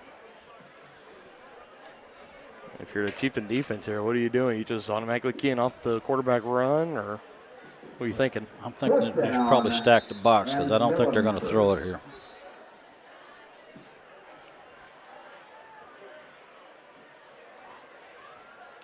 Another whistle here. Looks like they. It's 4th down. Now the White Hat winds the clock, and there you go, just like we call a quarterback, taking it right up the middle, and Guy in purple, Mr. Blake Porter. And called about a gain of 5. Way across the 20 up to the 18-yard line before he's tackled, but that is a Piper first down.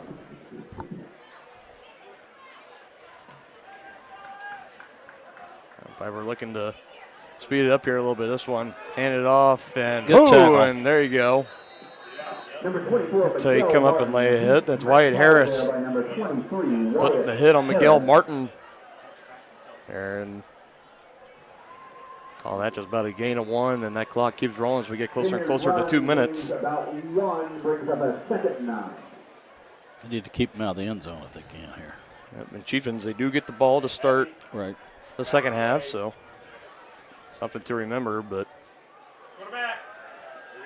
Porter balls out again. Went up in the air, and it fell right back down into his arms. And Scampering his way forward, Blake Porter, met by number 16. My goodness, one of these times it's going to take – Chieftains are going to get lucky there, and they're going to recover. And Logan Blancardi was right there, bringing Porter down. That's going to force another 3rd and long. So, yeah, you definitely got to hold them here to a minimal game, or if they pass, you got to force it incomplete and maybe hold them to a field goal. And that's the receiver at the top of the screen was wide open, but Young rolls out, and Porter rolling, trying to sidestep a receiver. Got a and flag coming in. Porter, the ball carrier. Let's see, maybe if this could be a holding on on Piper, because you know a lot of those times when the quarterback is running and he cuts, sometimes when the defensive linemen want to cut back to the quarterback, linemen kind of hold on a little bit and holding. Yeah, and that's exactly what the call is going to be. So it's a big call. That'll help the Chieftains. That's a nice break. Same play they did before with the post wheel and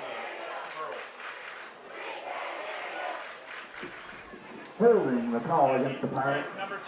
So back him up, and it's going to be about third and just about third and 15.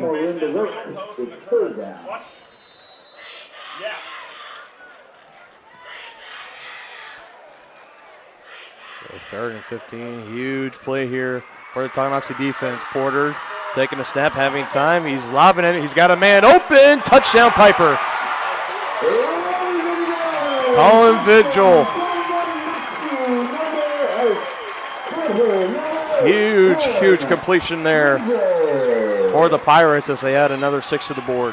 And again, he was wide open.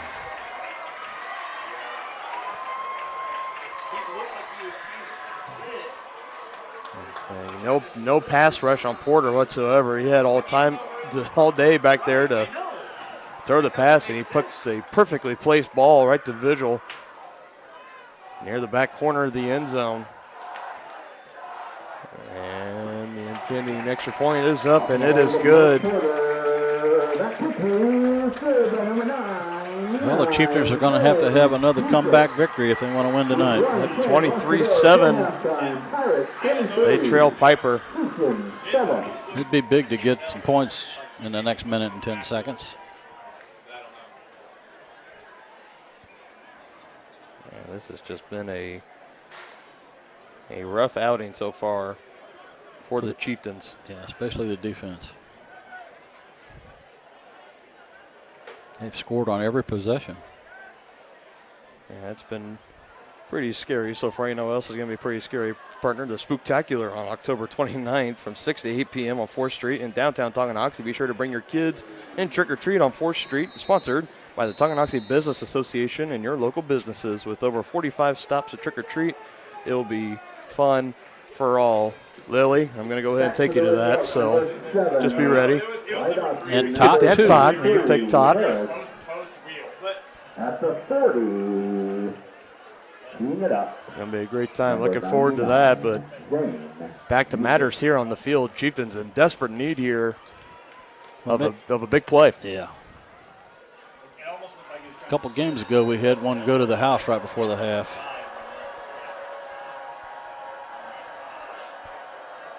Yeah, they just pooch kicked it. Yep. Pooch kick, and it's going to roll down. Somebody better hop on that, and Spleakle does. Right near the 20, maybe at the 21. The Chieftains have to drive 79 yards in a minute and 7 seconds if they want to try to cut this deficit down any more before heading into the halftime. Well, it pretty much eliminates the run. They're going to have to throw it. They're going to. Well, we've seen them when they've thrown it, minus the interception, the receivers have been open and the passing has definitely been there for McGraw. And let's see what they roll with here. 2-back set, and he's going to hand off to the tight end Culver. He's running near side, and he tries to run and get near that sideline. Did he get out of bounds? Yeah, he got out of bounds, and that should stop the clock, and it does. With 1 minute to play. So a good run there by Culver, stretching it out. Call that about a gain of 9. Run by Tonganoxie up to the 30-yard line, where it'll bring up a 2nd and 1.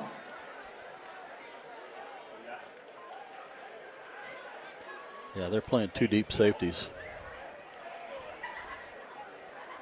Let's see, maybe if a receiver can get under it, but no, they're just going to stay with the run game. Kaleidesty, and that one. Nothing there. Not going anywhere. Call that a loss. It was a nice second effort, but they just too many purple shirts.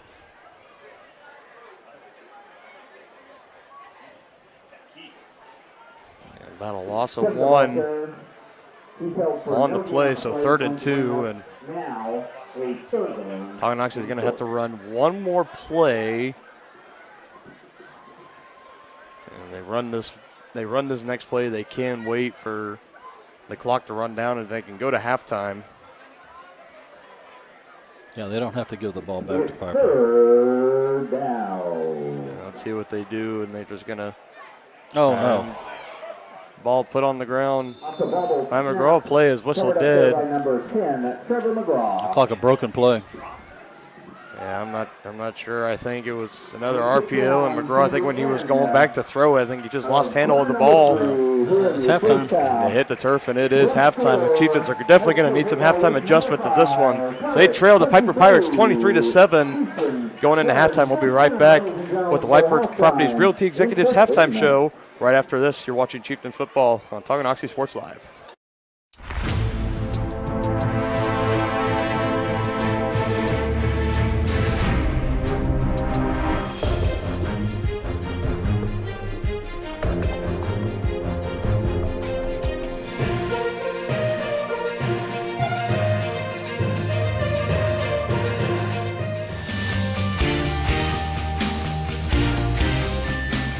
For a winning team, contact White Birch Properties, the real estate MVPs.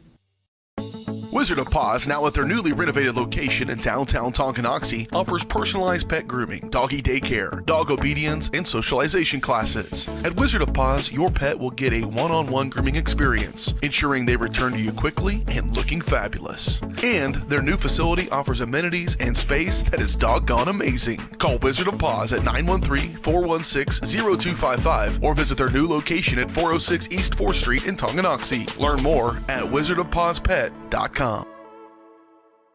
Midwest Chiropractic Center in Tonganoxie is ready to get you back to being the active, energetic person you want to be. Midwest Chiropractic offers a friendly and caring environment with the most comprehensive care for your chiropractic, rehabilitative, and fitness needs. Dr. Robert Shook and Dr. Daniel Haug at Midwest Chiropractic Center care about your health, and their approach to care proves it. To schedule your appointment, call 913-369-0022 or visit them at mwchiropractic.com. The Tonganoxie Recreation Commission understands that the benefits of recreation are endless. Participating in community recreation is not only fun, but also healthy and educational. The Tonganoxie Rec Commission encourages all ages and abilities to participate in recreational activities. That's why they're continually working to develop programs for all the residents of Tonganoxie. To see the latest sports and program offerings and to get signed up, visit them at tongirec.org or call 913-845-3502. With the First State Bank and Trust mobile app, you can bank from anywhere. Check your balance while you're waiting in line here, or transfer funds while you're here. Forget to pay that bill? Pay it from here. Don't cut your visit short to go to the bank. Make your deposit from here. And remember, you're always welcome to bank right here.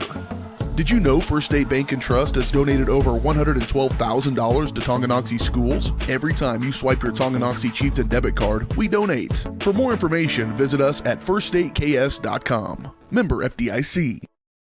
Forward-thinking fashions and fashionable formals. That's Jeannie's Formals Fashions and Boutique in downtown Tonganoxie. Jeannie's is Tongi's dress shop with the perfect style for your upcoming formal event, including tuxes. Jeannie's also has a huge selection of Chiefs and Chieftain gear, kids apparels and toys, graphic tees, sublimated tumblers, and more. Stylish apparel in sizes from juniors to 3X. Stop by and see the girls at Jeannie's to get the latest fashions first. 520 East 4th Street in downtown Tongi, or on Facebook at Jeannie's Formals.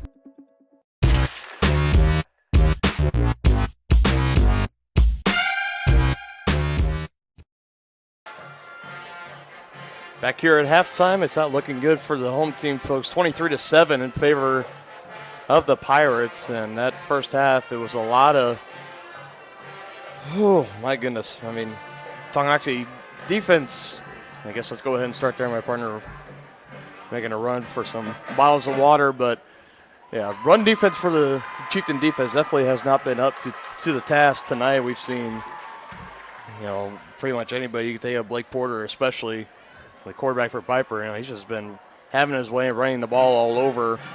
And any time the Chieftains force him into a 3rd and long, he does it with his arm as well. So, defense definitely coming out and struggling. So far the defense, they've allowed a field goal on the first try. Then after that, 3 straight touchdowns. 3 straight touchdowns. And the Chieftains sit in a pretty big hole right now, 23-7. And, like we talked about at the past two games, Chieftains going into the half, things not looking so great for them, and they made some really fantastic halftime adjustments, and I'm eager to see what the coaching staff down there for Al Troyer and them, what they decide to do. But as of right now, I don't know. This has been a pretty bleak ball game so far. Nothing too much to be excited for outside of the Isaiah Holthouse touchdown reception. McGraw, he's thrown the ball pretty well as well. We talked about the sophomore coming in. The sophomore coming into this game, he's kind of we are right under the PA speakers again, very similar to last week at Eudora. So anytime the PA announcer speaks, it kind of takes over our broadcast. But nevertheless, as you can see out there, the Piper cheerleading team, they're hosting a bunch of the little girls around the area, and their dance team's coming out. They're going to do a little halftime routine.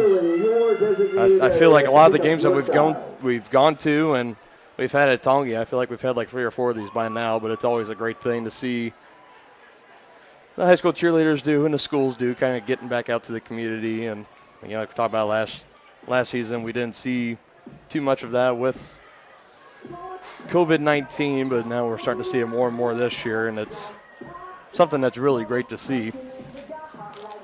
My partner returning from the concession stands as he puts the headset back on. Partner, what I've been talking about is that, looking back on that first half, outside of the lone touchdown drive for the Chieftains, there's not very much to be excited about. No, the only thing we can hope for now is that Al Troyer and his staff put together some good adjustments here at halftime, as they've done the last 2 weeks, and come back wins. So let's see what happens. But yeah, you're right. There's not a lot of good to talk about. Not for the moment. Let's hope those halftime adjustments are well worth it. We're going to go ahead and take another halftime break here. We'll be right back with more right after this on Tonganoxie Sports Live.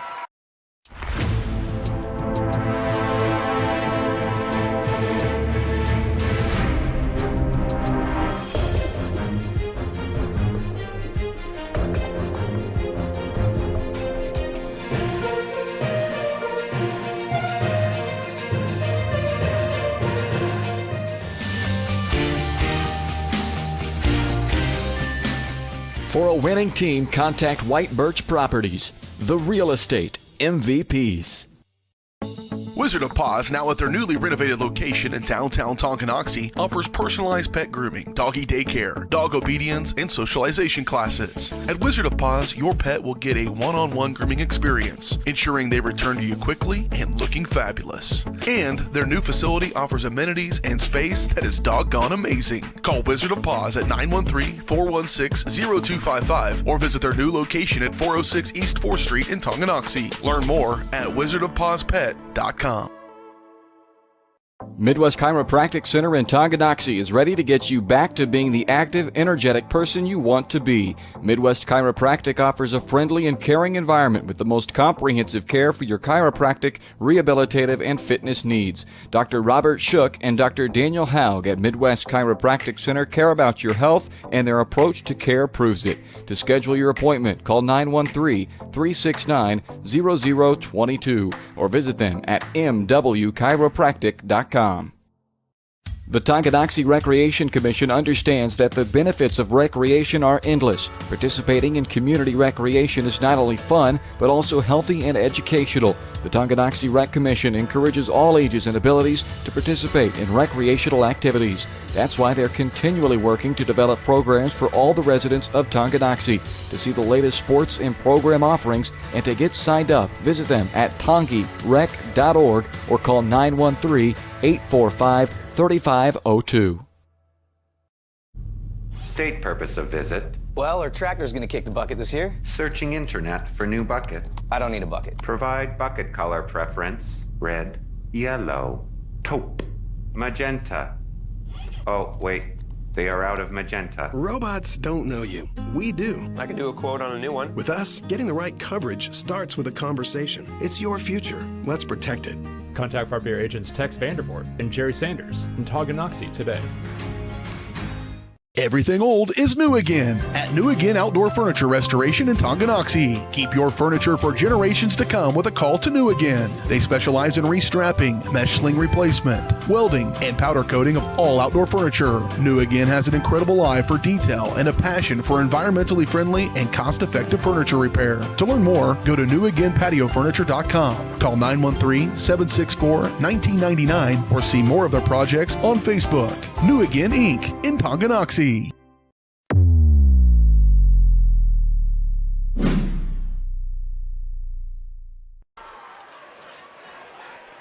You're watching the White Birch Properties Realty Executives halftime show. At White Birch Properties, you have a team of agents ready to help you buy or sell that next house. Their team is ready to help lead you to success in the real estate game. Visit them at 1203 State Avenue, Suite B in Tonganoxie, Kansas, or call 913-915-0451.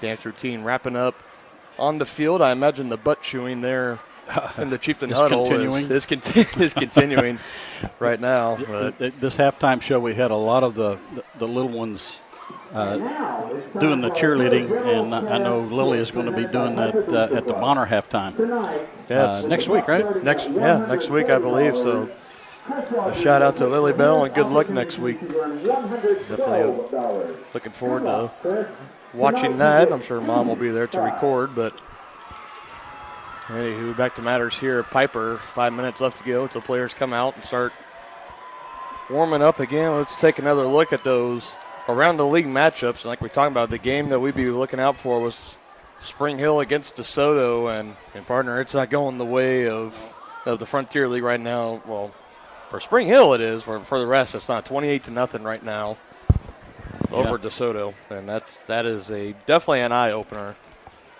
for sure. There, just scrolling out a little more, and Baldwin.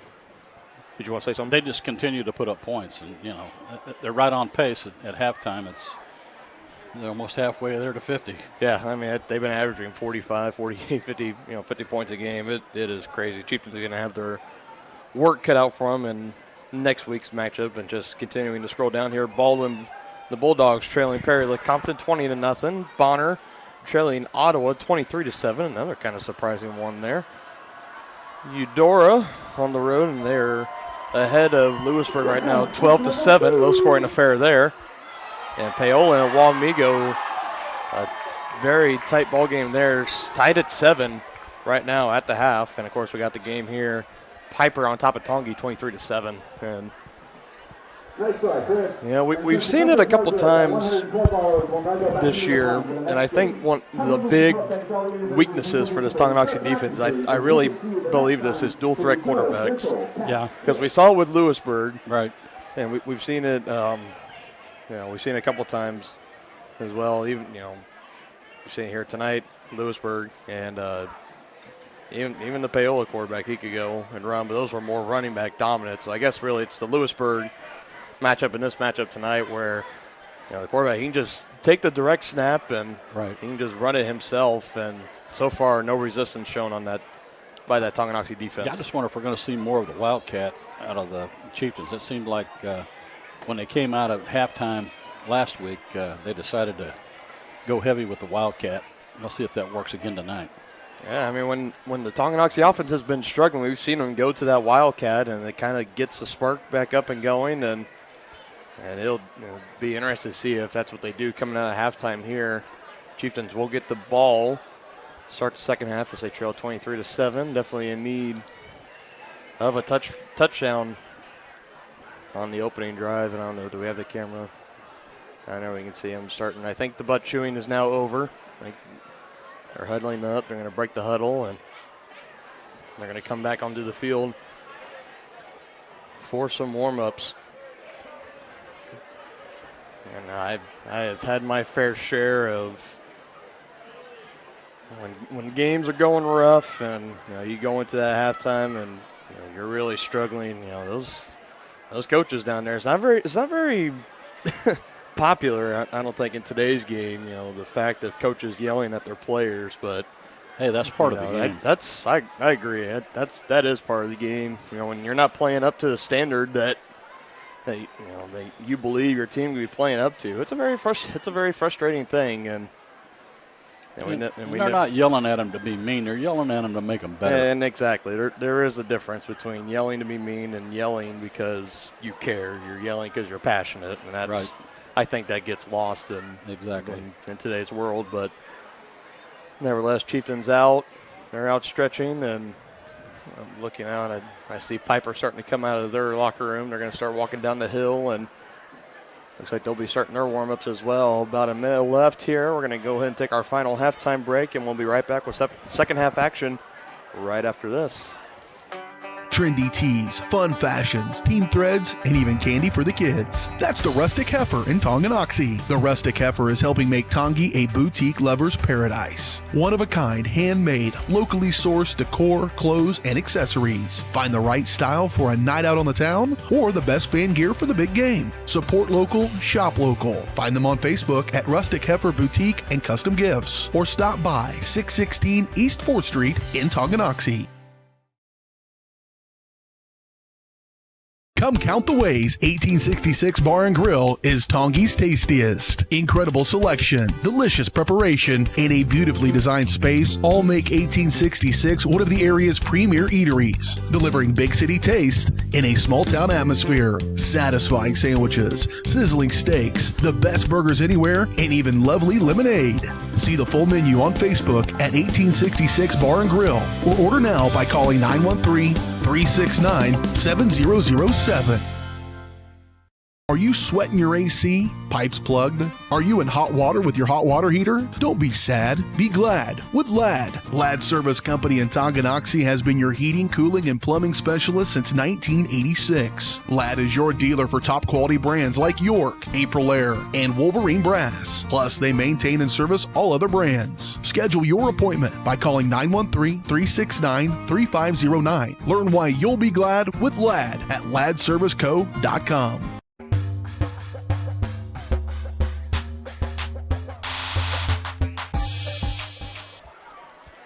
Back here at Piper High School Stadium, Dylan Funk, alongside my partner Dennis Drennan. Both teams now out on the field. Tongi going to the sideline. Piper starting to wrap up their warm-ups. They just got down on the field and then out of the locker room, getting ready to start second half action.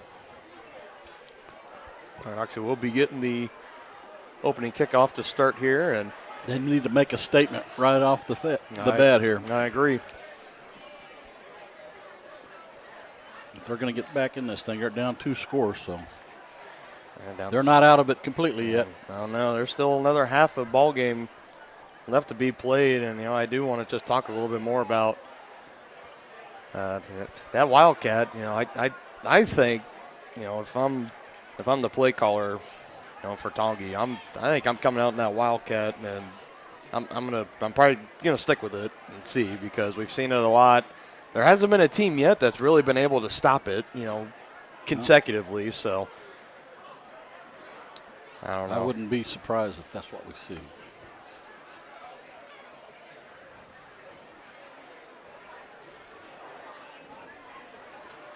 Well, Tongi, has been a second half team.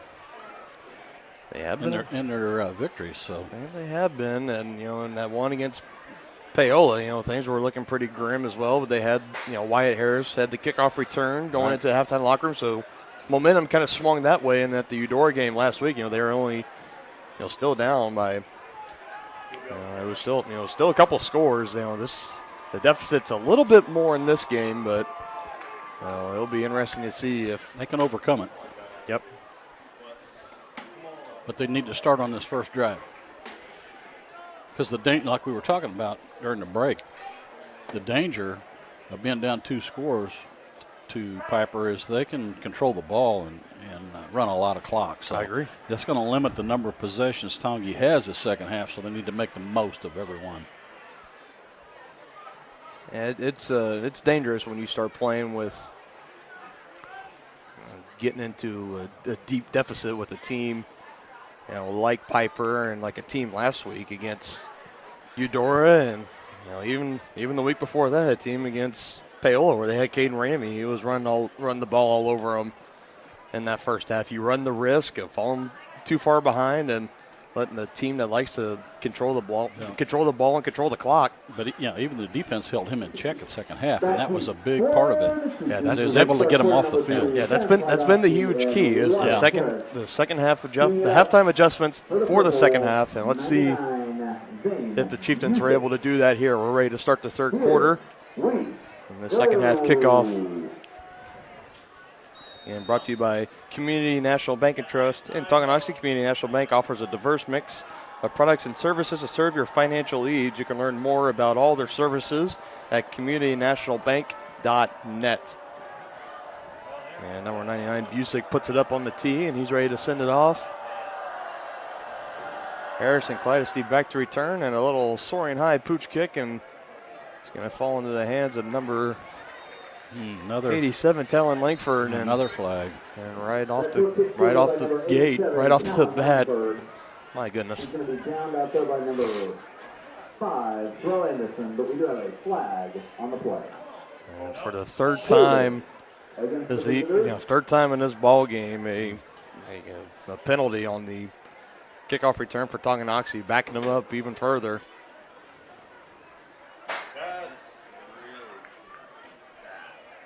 That's pretty bad.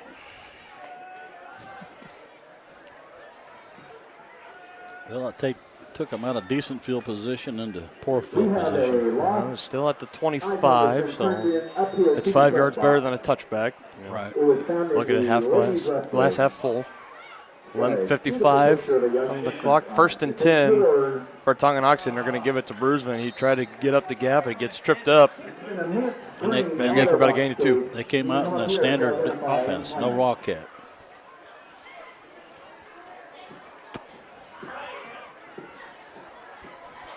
If I'm Tonganoxie, I think I like to see a little more sense of urgency from this offense as well. I think the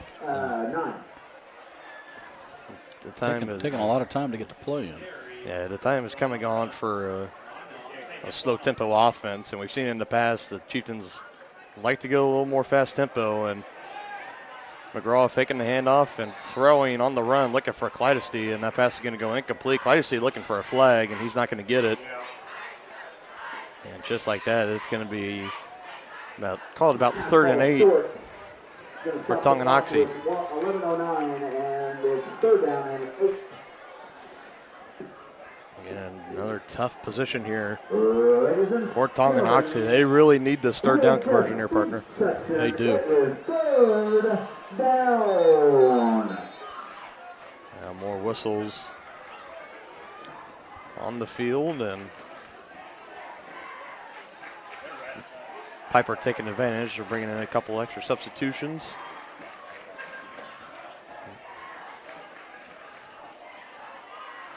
I'm not sure what the flag was, or not a flag, what the stoppage was, but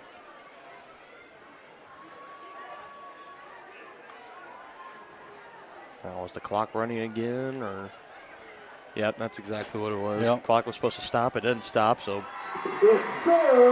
bring it back to 11 and 20, and now we're ready to go here. 3rd and 8 for Tonganoxie. 2-back set from McGraw. He gets the snap, fakes the handoff to Colvert. Stepping up in the pocket, throwing it down the sideline. A nice catch near the sideline, taking it up to the 35-yard line.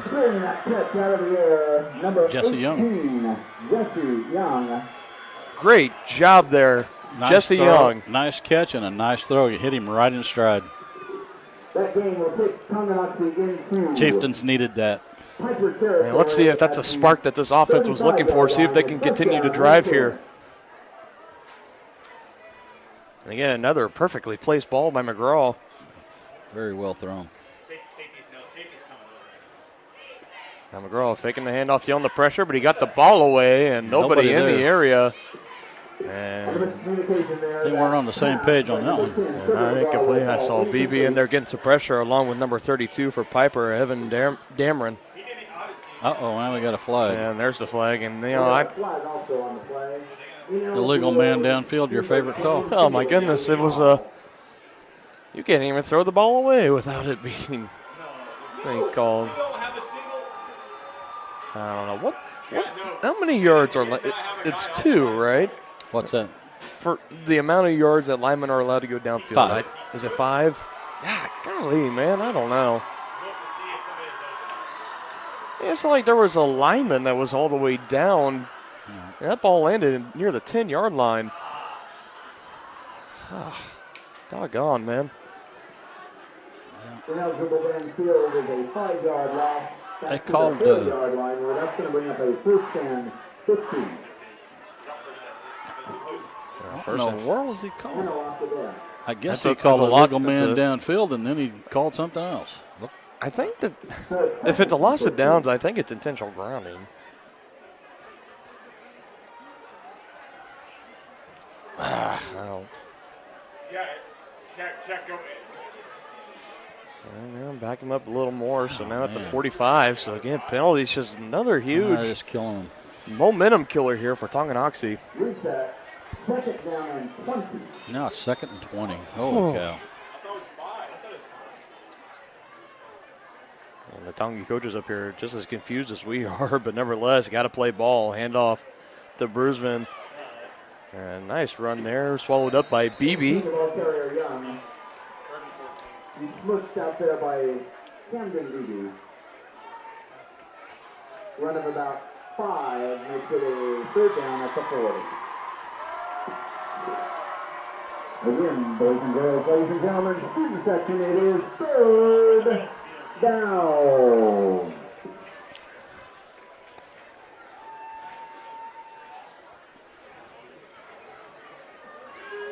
Third and a country mile here for Tonganoxie, 3rd and 15 to be exact. And definitely, without a doubt, got to be a passing down, and it is. McGraw taking it, and he's going to fire it downfield. Looking for Holthouse, one-on-one coverage. He went up. He made the catch, but he landed out of bounds, wow, incomplete. What a catch. But another great catch on the sideline by Isaiah Holthouse, but it's going to bring up 4th down, and the Chieftains are going to have to punt. Stops the clock at 9:50, makes it now 4th down at the 40.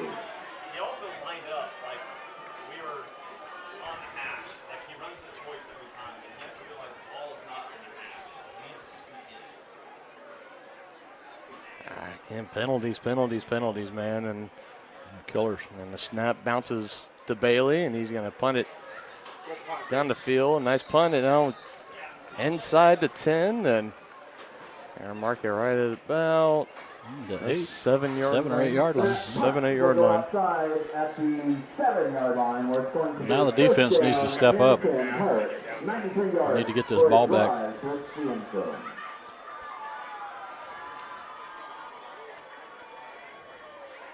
Are you ready to continue your educational journey?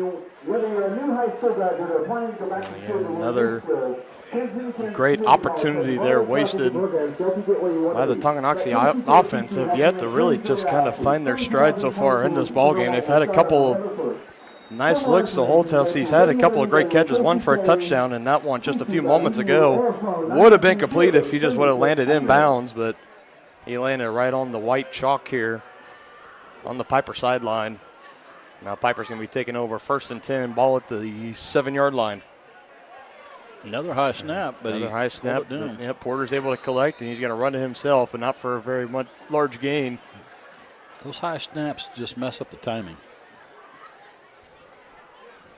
Yeah, one of these times the ball is going to break in the favor of the Chieftains, and they're going to try to land on the ball and get a Piper turnover. We've seen Piper put the ball down on the ground. It was probably about 4 or 5 times, if I counted correctly, in that first half. I'll make sure to. Now Porter taking a snap. He's going to hand it off up the middle to the running back, and a nice strong run, and still not going down. Finally brought down by a group of Chieftains. Waiting to get a number there. It looks like number 24, McGill Martin. Number 3rd and short. And Piper going offense. Ball on the ground again, and this time Tonga not able to fall on it, but they're going to wrap Cooper up and drive him back for a nice loss. So it was 3rd and 3 on that play, and call it about a loss of just about 3. So. Well, the defense did their job. They got them 3 and out. So going to bring up a 4th and long, pushing the Pirates into punt formation. Piper coming out in punt formation. Sam Coyote going to run back to return the punt. Good Tonganoxie near the 50-yard line. Wyatt, get back down. Wyatt's got to get back down. Wyatt's got to get back down. They didn't have enough men on. There's a snap, and it's a bad one. Get away from that. Oh, and yeah, finally, some luck breaking the ways of the Chieftains as that ball. Why is Legal chasing the damn ball? Why is Legal chasing the ball? Again, folks, we do apologize if you hear any salty language from the Tonganoxie coaches here in the press box, but thank God our broadcasts are not monitored by the FCC. Welcome to live TV.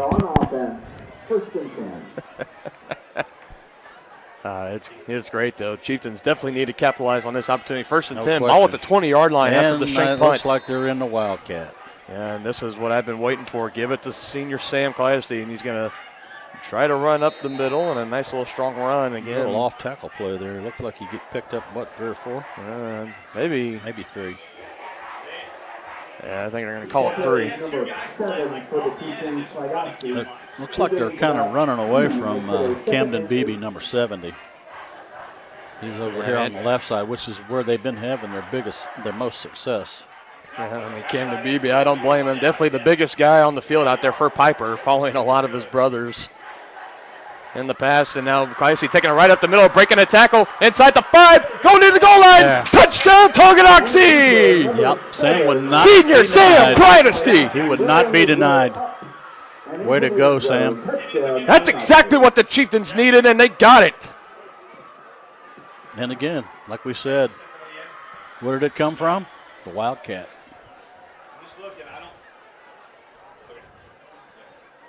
I don't know if you saw him, but a little bit of patience. I think you kind of saw Coyote. He took the snap, but he kind of waited. He waited, then saw his opening up the middle and charged through. And he ran through a couple of 3-arm tackles, too. Yeah, broke through some contact. Carried some Pirates with him. From inside the 10, the goal line. Chieftains going for 2 to make it a 1-possession game. McGraw was blocking to throw it there, and it was down batted by down. Guess who? Number 70. The score is going to stay where it's at, 23-13, 10-point ball game. Yeah, they're back in it. Yeah, I'm not sure. I don't really like that play call for a 2-point conversion. You know, I think. Well, I understand it. I mean, I don't. You're still only down 2 scores. No, I'm not saying I don't like the 2-point conversion. I don't like the play. Oh, the play. Okay. I don't like the play call. I think I would have given it back to 7 and would have just said here. Yeah. You know, that's my aspect on the game of football is that you don't want to take the ball out of the hands of your best player, especially when you're in scoring range or anything like that. And I think after that strong run that Coyote just had, what is it from 2 yards out? But nevertheless, Chieftains still in this ball game. If they can get another defensive stop, we could be looking at another momentum swing. Yeah. This is a big series right here for the defense. They need to get it back. It's going right to him, so he better get down there.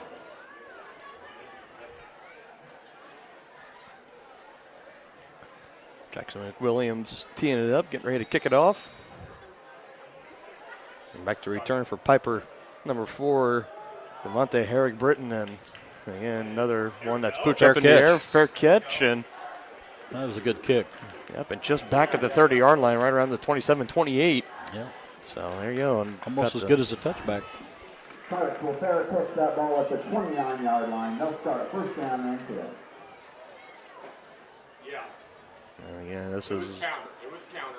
This drive right here. I'm going to go ahead and say this drive right here is going to say a lot about who prevails. Yeah, in this who game. prevails in this game. No question about it. If Piper goes down and scores here, if they chew up a lot of time, that ends in a score. That's not what the Chieftains need. Yeah, Chieftains just in big need of a defensive stop here. 7:48 left to go here in the third. 23-13 is the score after the nice Wildcat run. Touchdown run by Sam Coyote. Now the Chieftain defense back on the field. Ball is out, and Chieftains falling at that time. Chieftains got it that time. Look out now. There we go. Look out now. There we go. There's that swing, baby.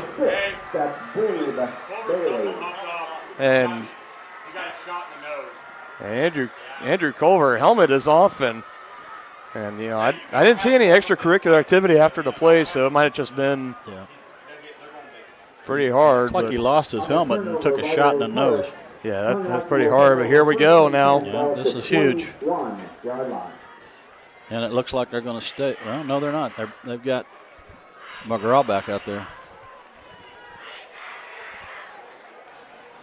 Thought they might stay with the Wildcat, but we'll see. Well, kind of like you talking about, once you bring Classy in for the Wildcat, that basically tells the offense, or the defense, exactly what you're going to do, keying off the run. And let's see what the Chieftains do here, and they're going to hand it off the middle to Brusman, and another nice run. Really good run.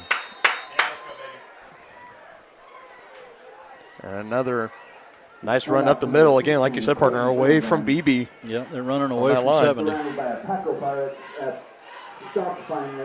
And I wish Piper, on the Tongi roster, we got their height and their weight. I wish we had that for Piper as well, because I would like to know how big number 70 is down there, because that is just a man. He looks like a man amongst boys. Yeah, that's exactly it. Wildcat, Clydesty waiting for his hole to open, running up the middle. That time they got a good block on. Yeah, near that first down marker. And the officials are already calling him move the chains. Yeah, awesome. And I think he's just shy of the 10, so it should. Yeah, they should be able to get it. It's right on the 10. It's right on the 10, so it's going to be first. It's going to be first and goal. I was hoping he was about a yard or two short, so I could give him a little more wiggle room, get a first down, and then first and goal. But let's see here, sticking with it, going near side. Clydesty trying to run out to the edge, stretching it, and he's going to get wrangled out and thrown out of bounds. Number 24, Miguel Martin was there. Number 24, Miguel Martin. He takes down number 7 again, Sam Tonganoxie. Gain of 2 on the play. Now it's going to bring Call that a gain of 2 on the play. Now they're going with some tempo. Yeah, this is where I go. Go with some tempo, but it also allows, and if you snap the ball, No, bull. He should be off the field. He's going down to give them time. He's going down to give them time. Yeah, if you can hear what the coaches are frustrated about number 32 for Piper. He looked like he did a flop. Yeah, he was coming off the field, wasn't going to make it in time, and he looks like he was trying to drop down to get the officials to stop the clock. Yeah. And, just a little bit of frustration there now.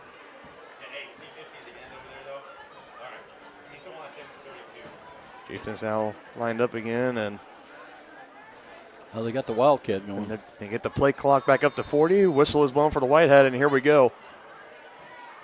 Second and goal from the 8-yard line. Clydesty taking it again, trying to run strong. I think he got up to the 5-yard line. Forward progression is going to stop. Ball came out at the end, but the play was already dead. Stopped there by Mason LaRue. Brings up a big third down. That's definitely 4-down territory. 5-yard line. 3rd and 5 for Tonganoxie.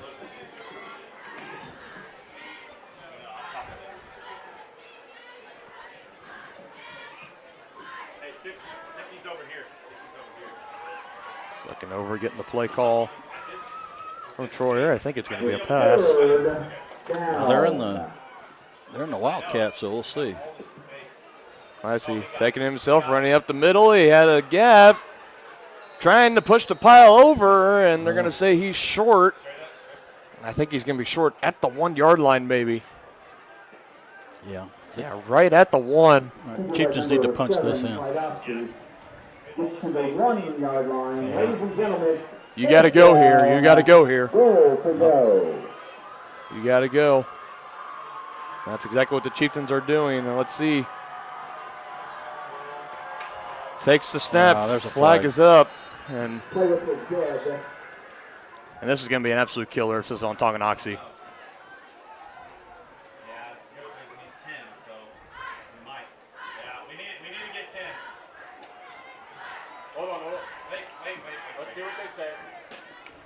And waiting for the call on the field. I think Tonganoxie is anticipating it's going to be on them.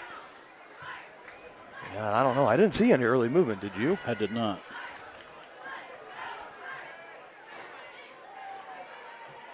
It is against Piper. It's Piper. Yeah. Penalty will go against the Pirates. That puts the ball on the goal line. Half a yard away. I think you come out. I would just go under center and say, come on, boys, let's go. quarterback sneak, do the old Tom Brady play, you know. That's After the penalty, ladies and gentlemen, it's fourth down. This is the ball game right here. I don't know if I'd say it's the ball game, but they need to score. It's going to make it a lot harder for them to win if they don't convert here. Yeah. Here we go. They need to convert this. Clasty taking it, running up the middle. I think he dove in. He got it! Touchdown, Chieftains! Way to go, Senior Sam. Senior Sam Clasty doing it again, bringing the Chieftains ever closer. And what was it we were saying about those halftime adjustments, right? I mean, Tongie's been a second-half team all now, year. granted, you know, if we're being realistic, I think you got to put these more on the fact of a shank punt and a fumble recovery, both at the 20-yard line for Piper. But, you know, you just got to take advantage of those opportunities when they come. And they did. Extra point is pending. It is up, and it is good, making it a 3-point ball game here at Piper, and the Chieftains have new life, partner. We got us a ball game now. Yeah, that is the thing that I absolutely love about this Tonganoxie team, and even going back to my days of playing, there was always that understanding that you were never truly out of a ball game until the game was over itself. You know. Certainly no quit in this team. Absolutely not. Well, you would expect that from an Al Troyer coach team too.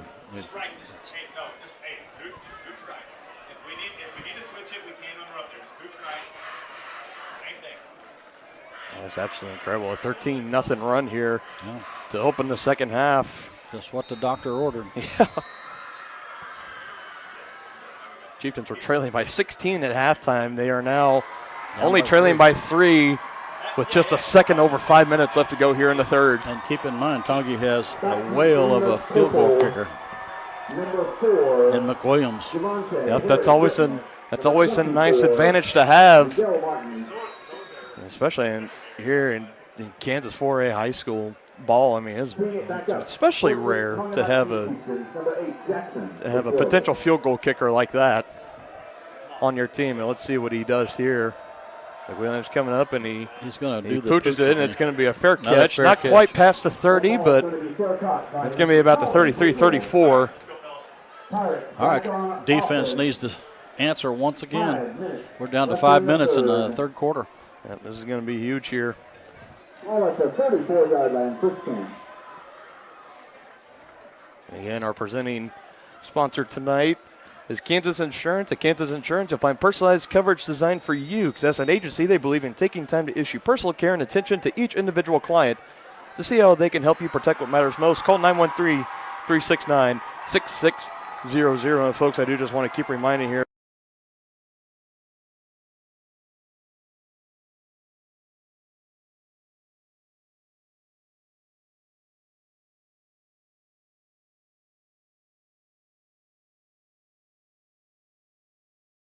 go ahead and just get that number saved in your phone, and that is a false start.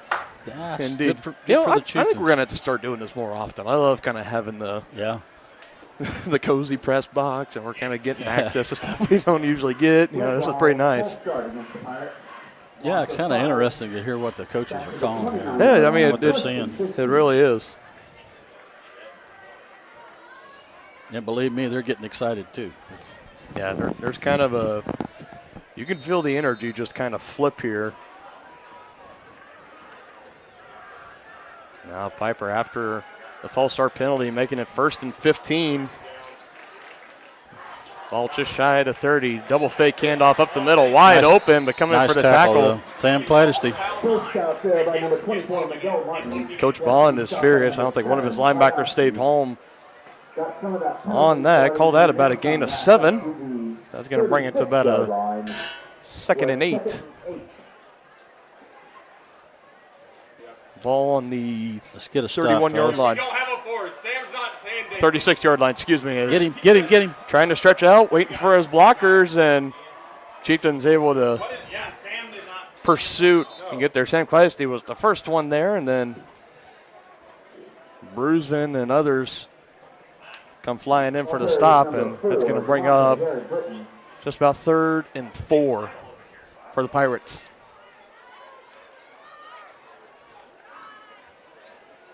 And I think we might have do we have a penalty here? There's a personal foul. Oh, that's a killer. Personal foul, kick to the head.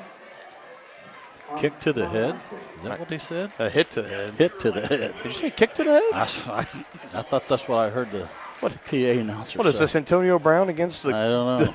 Against the Browns, man. Like that's a big penalty, though. That is a huge penalty. I believe they called it on Sam Clydesdale as well. He was down around his ankles. I don't know how that could have been. They pointed in the direction of him, but again, they don't announce the numbers He here made on a the high school shoestring level. tackle. I don't know how I hit him in the head, but whatever. Nevertheless, Piper, 1st and 10 now at the Tonganoxie 45.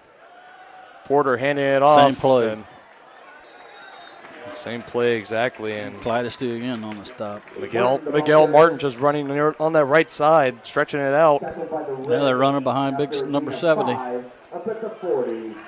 Pirates moving. Yeah, I mean, if you want to run behind, the tackles on this Piper team is outstanding because you got BB, number 70 at the right tackle, and then you got number 75, Christopher Craig, the left tackle. That really reminds me of like a Michael Orr type player if you've ever seen The Blind Side. Like, he's got like that size on him, and it's just incredible when you got two offensive tackles like that. Make pass, and yeah, good stop there. That brings up a big 3rd down. Good job. I see Devin Splekel and number 78, Logan Blankhardy. And on that stop as well. 3rd and short here. 3rd and 2 to be exact. Yeah, they don't list their weights, but at Christopher Craig and Camden Beebe, if they're not 300 pounds, they're only a biscuit away. Oh, I think they're definitely over 300. And they're athletes too. Yeah, and it's not the it's not the out of shape 300. It's the it's the freak athlete 300. Again to Martin, and I believe that got the 1st down. For the purple, ball carrier number 24, Martin. That ball is going to be good for a 1st down. We haven't seen Rare Jarrett for a while, and I'm starting to think that ankle injury he suffered at the beginning of the game might have knocked him out of this ball game. It looked bad enough. He couldn't put any weight on it, so I don't think he's coming back. Yeah, I do not see number 10 on that sideline anywhere. Porter, design quarterback run, and there you go. Good job of staying home. First one I see, Blankhardy. Good job of setting the edge, and he did a good job. About a loss of 2 yards. We could use another one of those. Brings up a 2nd and 12.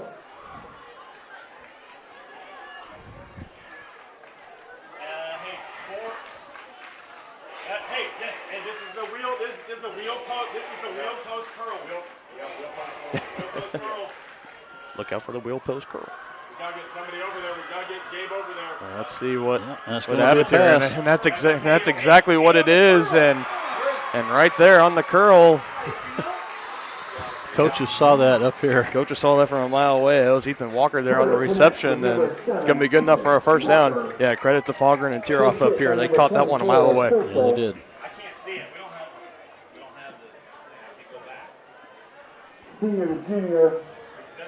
Senior to junior pass is good for a turn. 1st down. That was number 2. Another huge conversion here for Piper, and they're now in the red zone. Tonganoxie looking for a stop, keeping the lead at 3.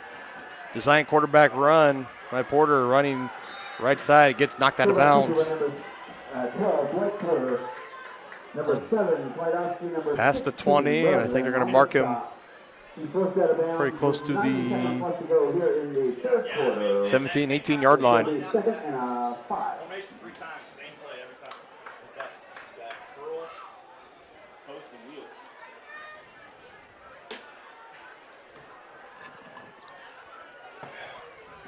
Okay, cue back.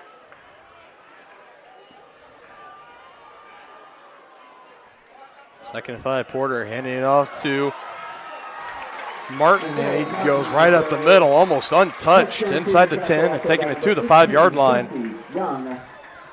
And Piper can now smell it.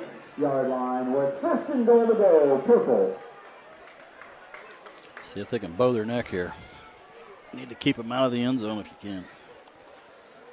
Hold them to a field goal. No, it's not voting any penalty.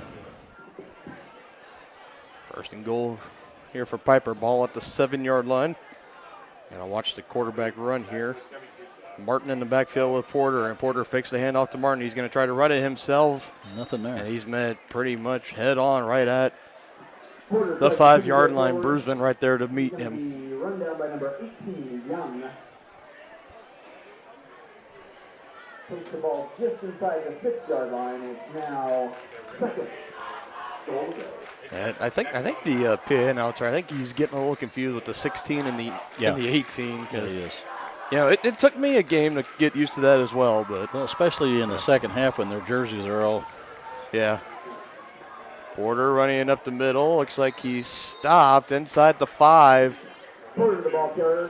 He stopped by and initial spotting. Inside the 5. Okay, now we're getting away. Down to the 2. Third and goal to go. Got to have a stop here, fellas. Yeah, they're taking it at the quarter. Yeah. 4s are up. Yep, 4s are up. We're going to go to the 4th quarter.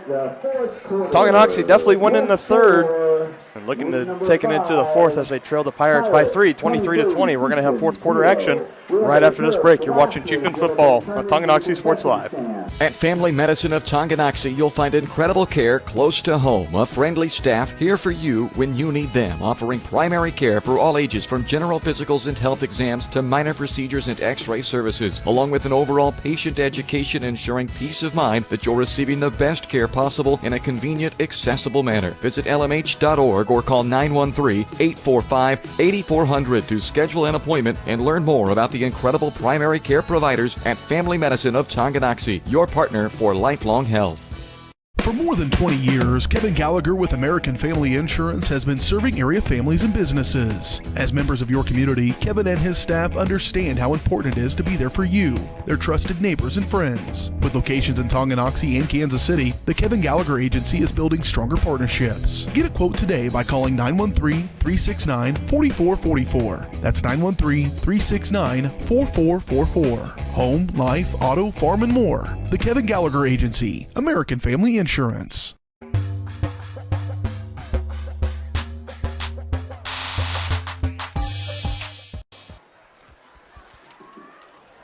Back here at Piper High School Stadium, Dylan Funk looks like Dennis Trennan ready to get started here. 4th quarter action. Piper definitely marching the ball down inside the 5-yard line. 3rd down. Call it from the 2, and Porter going to hand off to Martin, and a good play there. Sam Clydesty. That's Clydesty. Big Sam. Nice textbook tackle, too. Do you see him wrap up? Yes, sir. Now 4th. And this is a huge, huge down here. 4th and goal from the 2. If the Chieftains can get a hold here, it would be absolutely huge. Piper looking to extend the lead back to the 2-possession game. Yeah, looks like they got the jumbo package. I bet they go behind number 70. Porter getting the snap. Yep, going that's right exactly up the middle, where they and I don't know. I think he might be short. It might be short, and they're calling him short. Yeah. The defense stands tall. Wow. That's exactly what they needed. My goodness. Woo-hoo-hoo. They stopped him.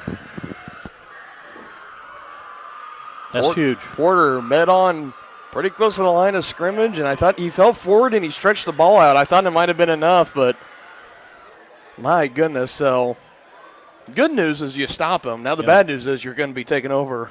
It looks like, oh my goodness, right at the 1-yard line, maybe just inside. Yeah, I think they're going Wildcat, though. Let's see if they can get it out of there. Yeah, definitely got to do what you can to get the ball out of there. Cannot take a safety right now. No. Clydesty in the shotgun, now trying to run it, and very close, but he was able to slip away, and he's able to give the Chieftains some breathing room. Second effort, wow. I don't know, that one looks pretty. That one looks pretty close. He just does not go down with first contact. No, it's very. He reminds me very much of Tyler Bowden from last year. Yeah, the senior running back for Tonganoxie. You know, he was always one that, you know, first contact, second contact, even third contact. You know, Still wouldn't get him down. You're not going to arm tackle him, that's for sure. And he has the patient running as well. He'll wait, and he sees it opening. He just turns on the speed. Good vision, good agility. Brings up 3rd and short. Huge 3rd down right here. Brings up a 3rd and 1. It is 3rd down. Chieftains need to pick this up. It's a huge 3rd and 2. Chieftains staying in the Wildcat with Clyde back there. Claps his hands, and he gets the snap, and he's going to run, and close. Initial spotting says he's going to have the first down, and the got chains are moving.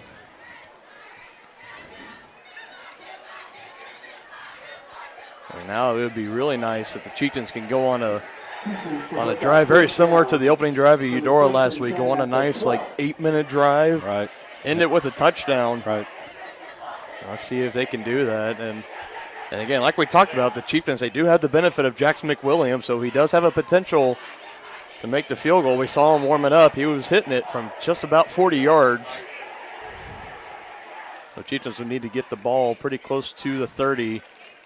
But they're not playing for a field goal. They're playing for a touchdown. Right.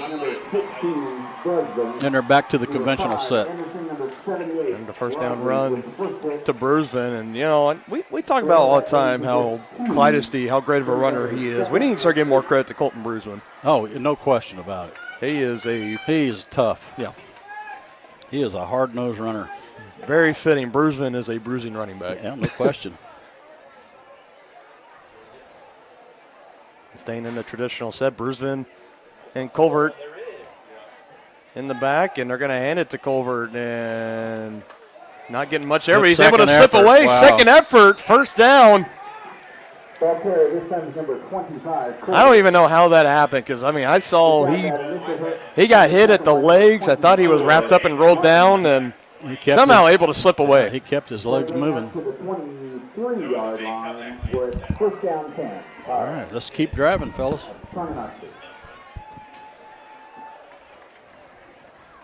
Under 8.5 minutes left to play here. Clydesty continuing to run. You got to hold on to that ball, too.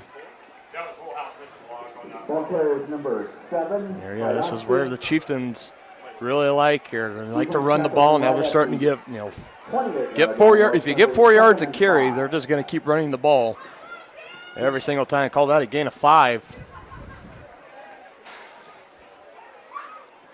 Ball still at the 28-yard line. Now back to the Wildcat. Clydesty following his lead blockers up the middle, and about 3. It's going to be about 3rd and 2. Short 2. And folks, don't forget to stick around for the Tonganoxie Sports Live post-game show. After this is all said and done, we're going to hopefully have Coach Schroyer on for the post-game interview, whether if he comes up in the press box or we're going to try a new thing, try to get him over the phone if he can't make it up in time, and hopefully to make that happen. And no, this could be a costly penalty here if it's on Tonganoxie. Again, I'm not seeing any early movement, so I don't know. And that's exactly what they're going to. Start against the Chieftains. That's a loss of 5. That one hurt. Costly penalty, 3rd and 2, turning into 3rd and 7.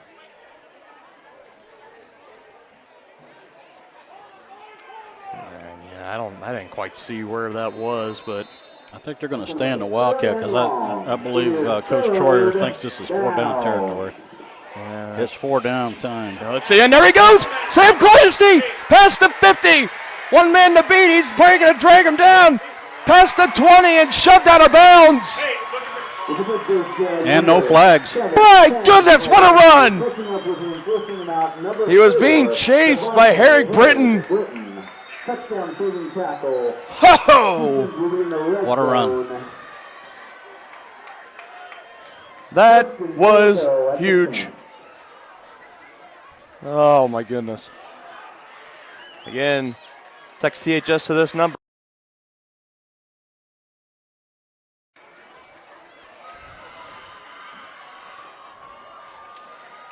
Back to the eventual set after Clydesdale breaking off of, my goodness, what was that? Maybe 50 yards? At least. That was at least 50 yards. Now McGraw, low snap, and he's able to collect it, give it to Brusman, running right side, has a gap, running over, ball's out, ball's out, ball's out, ball's out! And I think Piper fell on it. Oh, no. Oh, no, and oh, my goodness, Piper has recovered.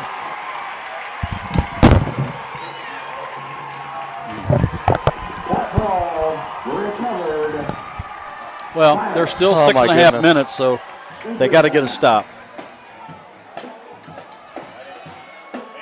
Man down. Oh, Piper man down. We're gonna step away for a minute, take a quick break while they tend to the injured Pirate on the field. We'll be right back with more right after this.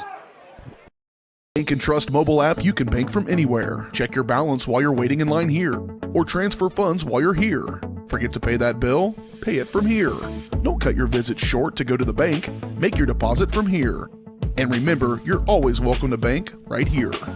Did you know First State Bank and Trust has donated over $112,000 to Tonganoxie schools? Every time you swipe your Tonganoxie Chieftain debit card, we donate. For more information, visit us at firststateks.com. Member FDIC.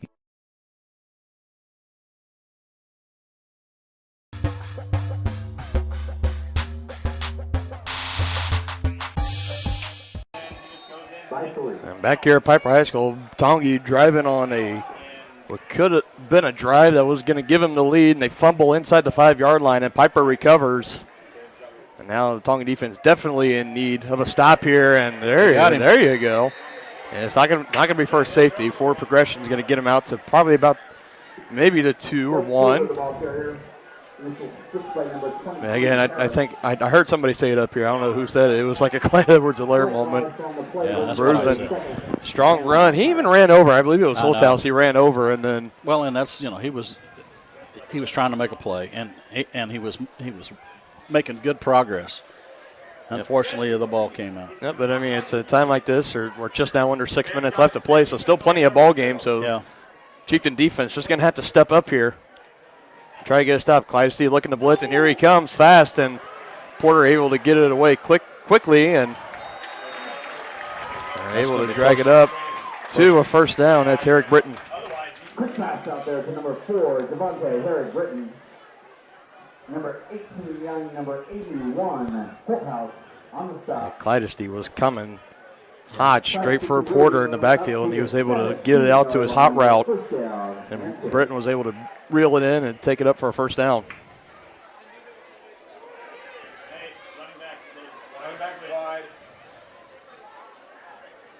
Now handing it off to Martin. Martin tried to break the tackle of Bailey, but he's not going to slip away.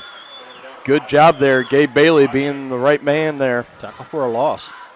Huge loss of 2.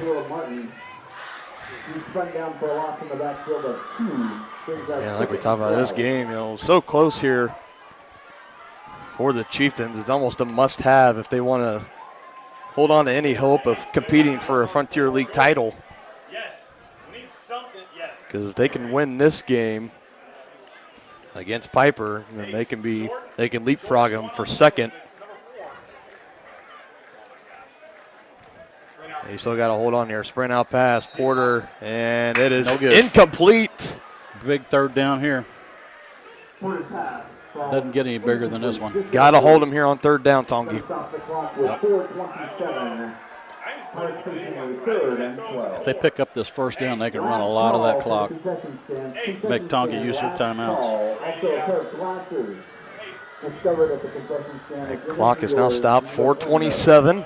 Chieftains still trail by 3. Third down and 12 coming up here. Next play for Piper. Yeah, but we're in scout. Can we not scoot over? Trips to the boundary. Trips to the boundary. Piper does have trips to the Tonganoxie sideline, and it's another rollout pass and throwing across the field, and no. He tripped up on his feet. No. They got their feet tangled. It's not blatant. The feet got tangled. That should not be a foul. Oh, my goodness. Porter rolling out to the right, stopping and throwing across the field. He was looking for Herrick Britton. He had double coverage there. Young was there. And he got the feet tangled up, and Young was actually looking at the ball. Got the feet tangled up, and my goodness, and that's going to be a huge first down conversion for Piper. And now they got to make a stop here. They can't let them make another first down. Oh my goodness. Yeah, see the clock is stopped. This play clock is under 7 seconds. Yeah, it's a good play Porter right looking there. to keep it, and I think that was. I saw Clydesty blitzing on that edge. I don't know if that was him. I think that was Harris. Was definitely there. Clydesty in the area as well. So another loss of 2 for the Pirates. Chieftains needed that.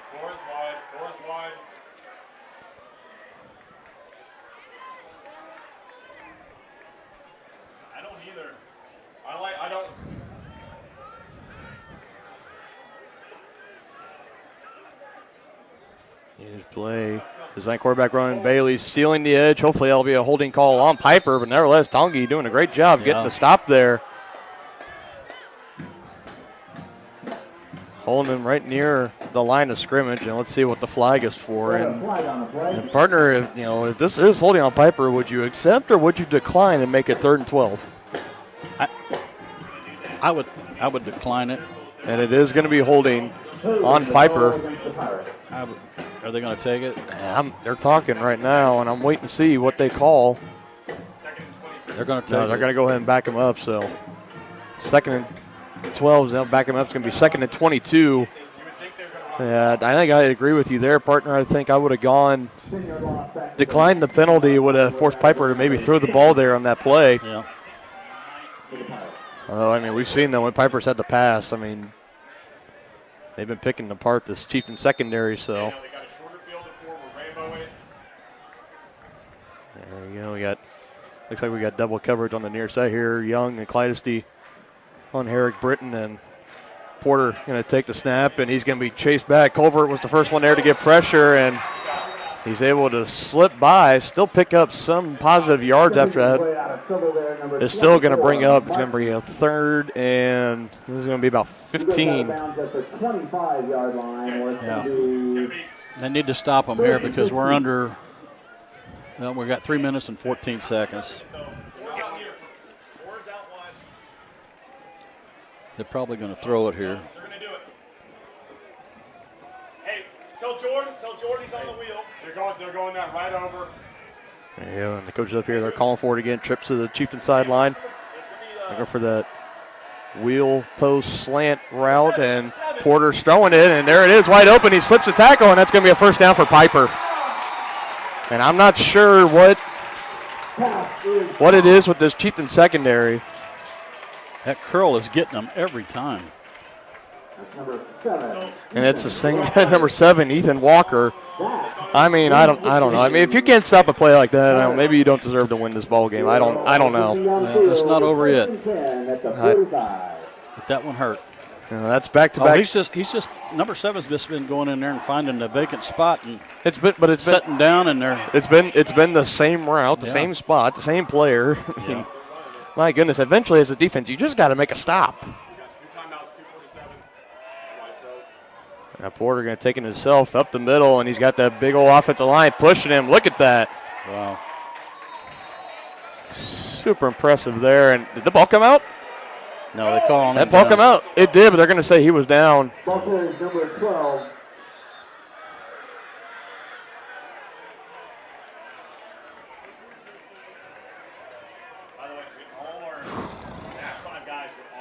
That clock just continues to run.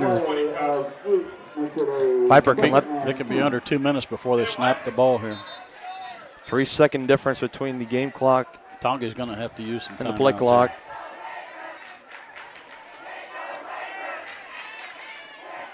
The clock is stopped now for what?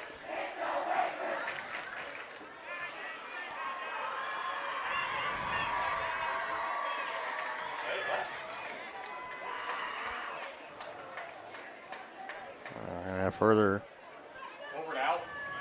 discussion here. I don't know what. Well, Colbert's helmet came off. I'm not sure if he's got to go off for a play. If your helmet comes off, you do got to go off for at least one play. So look.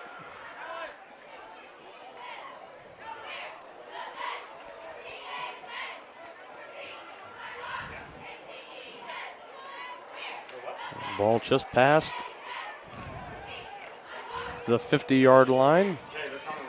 Oh, at the 48 in Chieftain territory. 2:13 left to go on the clock. Chieftains have had Piper in 2 third-and-long scenarios on this drive, and Piper able to convert on both. First one due to a pass interference penalty, and the second one due to a pass to Walker. Now Piper looking to close out this ball game. 2:41. It looks like they moved Beebe out to tight end. So that's probably going to go right. See, that's Beebe standing up right there. Yeah, that's he's in the tight end position. Well, isn't he? No, he's still on tackle. Those are, they're just so big of guys. It looks like they're taking up the position of 2. But no, he's still there at the right tackle position. Now Porter taking the snap and there you go. We need missing the first tackler and not missing the second, and about taking a white hat out. 44's helmet comes off now. Splico's helmet comes off, and Porter driven right back into the white hat. Ball came out, and an immediate whistle after the play was done. Tongi took a timeout.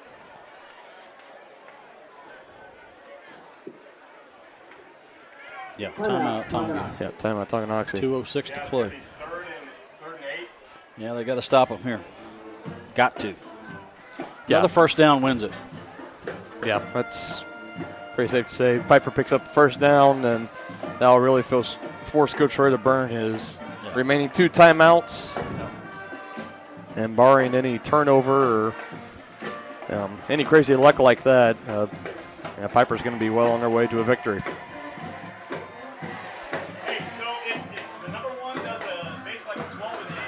That's what they keep hitting. Number 2 does a post. Yep. Hey, what keeps happening is 2 of our guys keep taking the post, and we leave that 12 and in uncovered. And that's number 1. Yeah, this is. Number 1 receiver does a 12 and in. Yeah, if you're a fan of the Chieftains, this has been a particularly tough drive to watch, knowing that there's been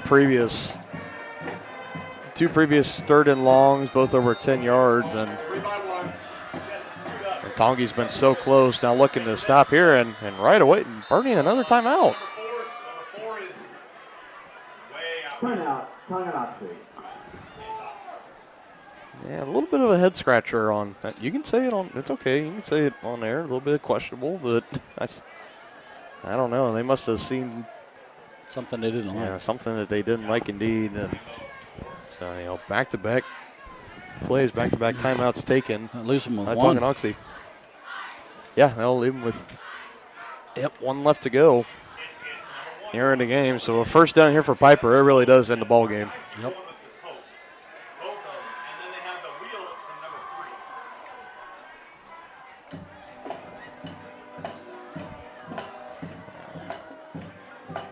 Again, if you missed the first half, it was a very Piper-dominated first half. Went into the locker room leading 23-7, and then Tonganoxie came out in the second half, and they took advantage of a shank punt and a fumble recovery, both inside the Piper 20-yard line, and they cashed those in 4 touchdowns.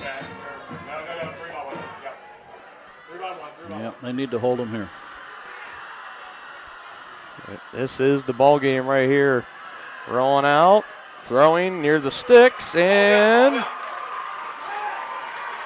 calling it a catch. Looked incomplete, but to Walker again. And that's going to move the.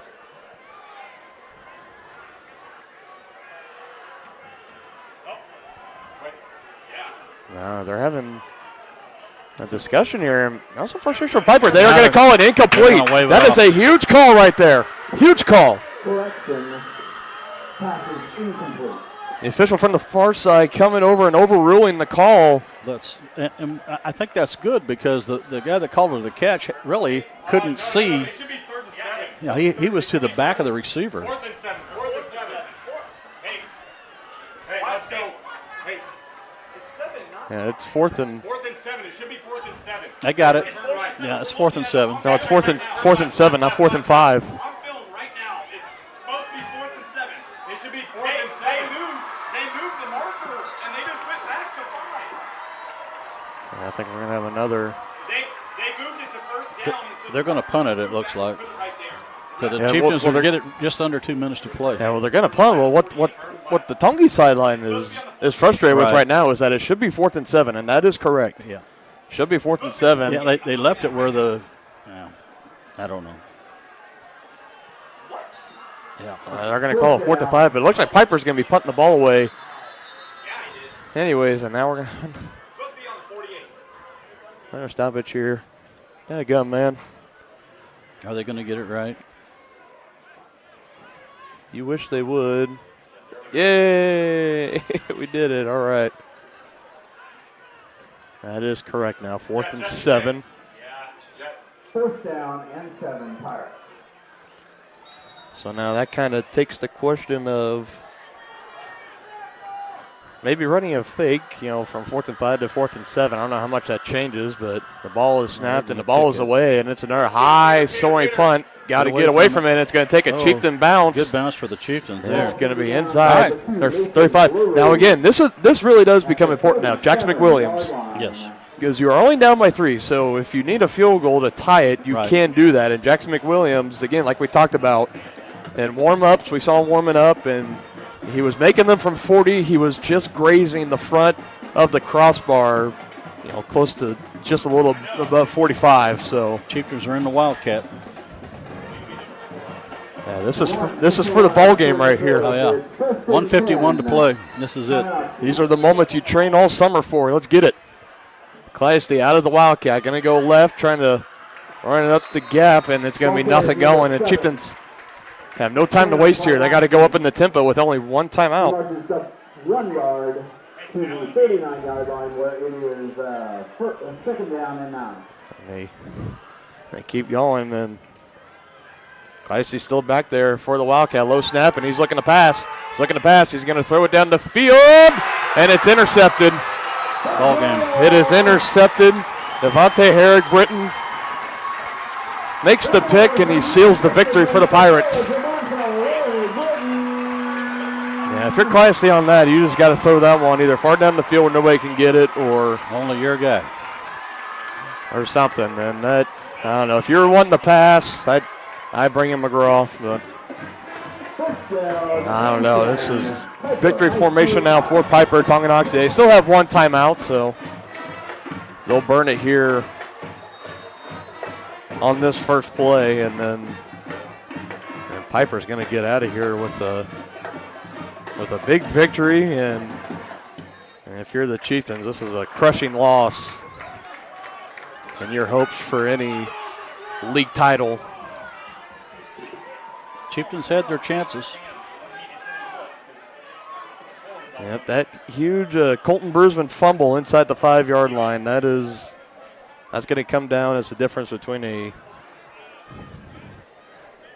I shouldn't say a win or a loss, because there was a lot of things that could have happened differently. But absolutely. I mean, you can't put it on him. No, not all on him. But in hindsight, though, that was a huge. Turnovers of any kind. I mean, just like that one. That one sealed the game. Chieftains finished tonight 3 turnovers, interception from McGraw, the fumble by Brusman, and then this late interception by Sam Clydesdale out of the Wildcat formation. And that's the ball game. Yep, clock's going to run out, and Piper's going to get out of here with the victory, 23-20 over Tonganoxie.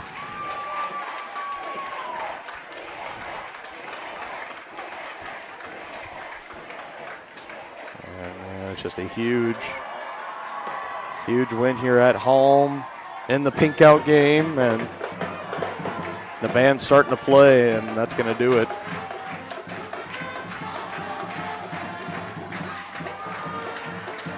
We're going to have one. No, I think they're just going to let it go. That's all over. Now Piper, even though held scoreless in the whole entire second half, still able to hold on just enough to win it 23-20. The players shake the hands down midfield, and we'll wait to see if Coach Troyer tries to come up into the press box or not, but the administration of Piper High School would like to thank you for coming. In an effort to keep our this is pick up any trash around your area, put in the trash can, a heartbreaking loss for Tonganoxie, to say the least. But you got to tip your hat to Piper. They came out, they played a great game, had a great game plan with their backup quarterback, and I think very confidently, partner, I think you'll agree with me. We can chalk this game down to turnovers and penalties. Even though Piper, they flirted with having multiple turnovers, but Tonganoxie able to recover on one. Yeah, we were -2 in the turnover battle. Yeah, but it's really hard to win on any level when you're -2 or more. There. Just give credit. This is a very talented Piper squad down here. Has a lot of athletes, a lot of speed, a lot of strength, and they're a well-balanced football team.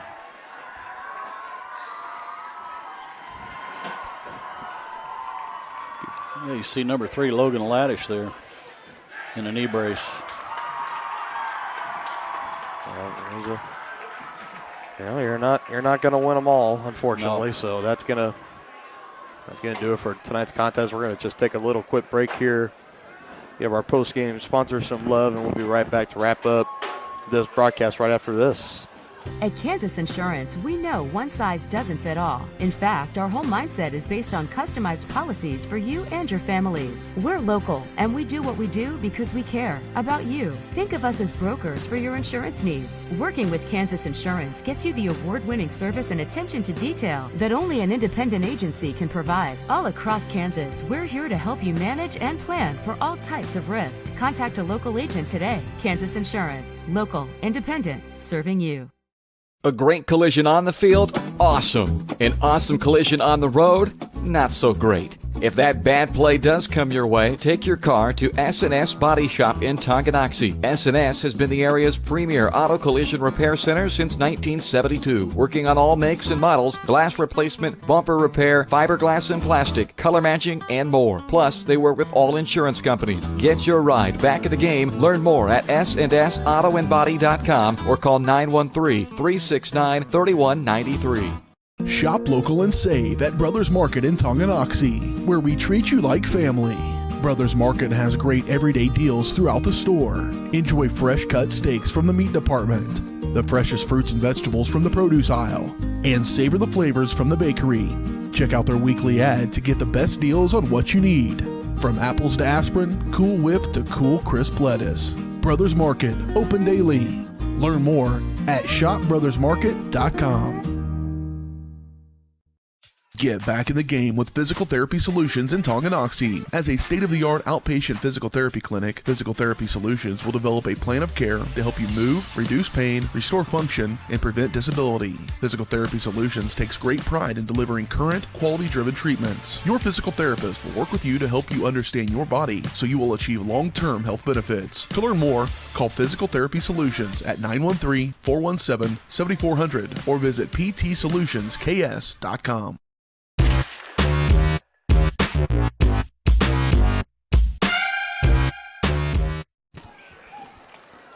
Welcome back to the post-game show. Dylan Funk alongside my partner Dennis Drennan. Heartbreaking loss here at Piper High School Stadium, 23-20 in favor of the Pirates. And we talked about, especially all through the pregame, we talked about how great the halftime adjustments have been. And I think we can say, the adjustments were good again. Yeah, the adjustments were great. They held Piper scoreless in the second half, but when it was all said and done, a fumble here and an interception there, they fall 3 points short. Yeah, they were -2 in the turnover battle, so you don't win many of those games. Yeah, it's very hard to win when you're -2 or more and turnover differential, and also when you got the amount of penalties they have. Now that's about the one stat that's not reported on Max Preps after every single game, but damn, I can't even imagine how many. It's got to be close to 100 yards in Yeah, penalties. it's got to be pretty close. Another tough game tonight for Tonganoxie, but they don't have any time to really sit and feel sorry for themselves because they got the undefeated Broncos coming into town next week for homecoming. Yeah, they're going to have to regroup, no question about it, because they do have a juggernaut coming in. I'm not sure what the final score was against DeSoto, but see how many points they put up. I'm pulling up the 810 varsity scoreboard right now. We'll take one last look at our area matchups.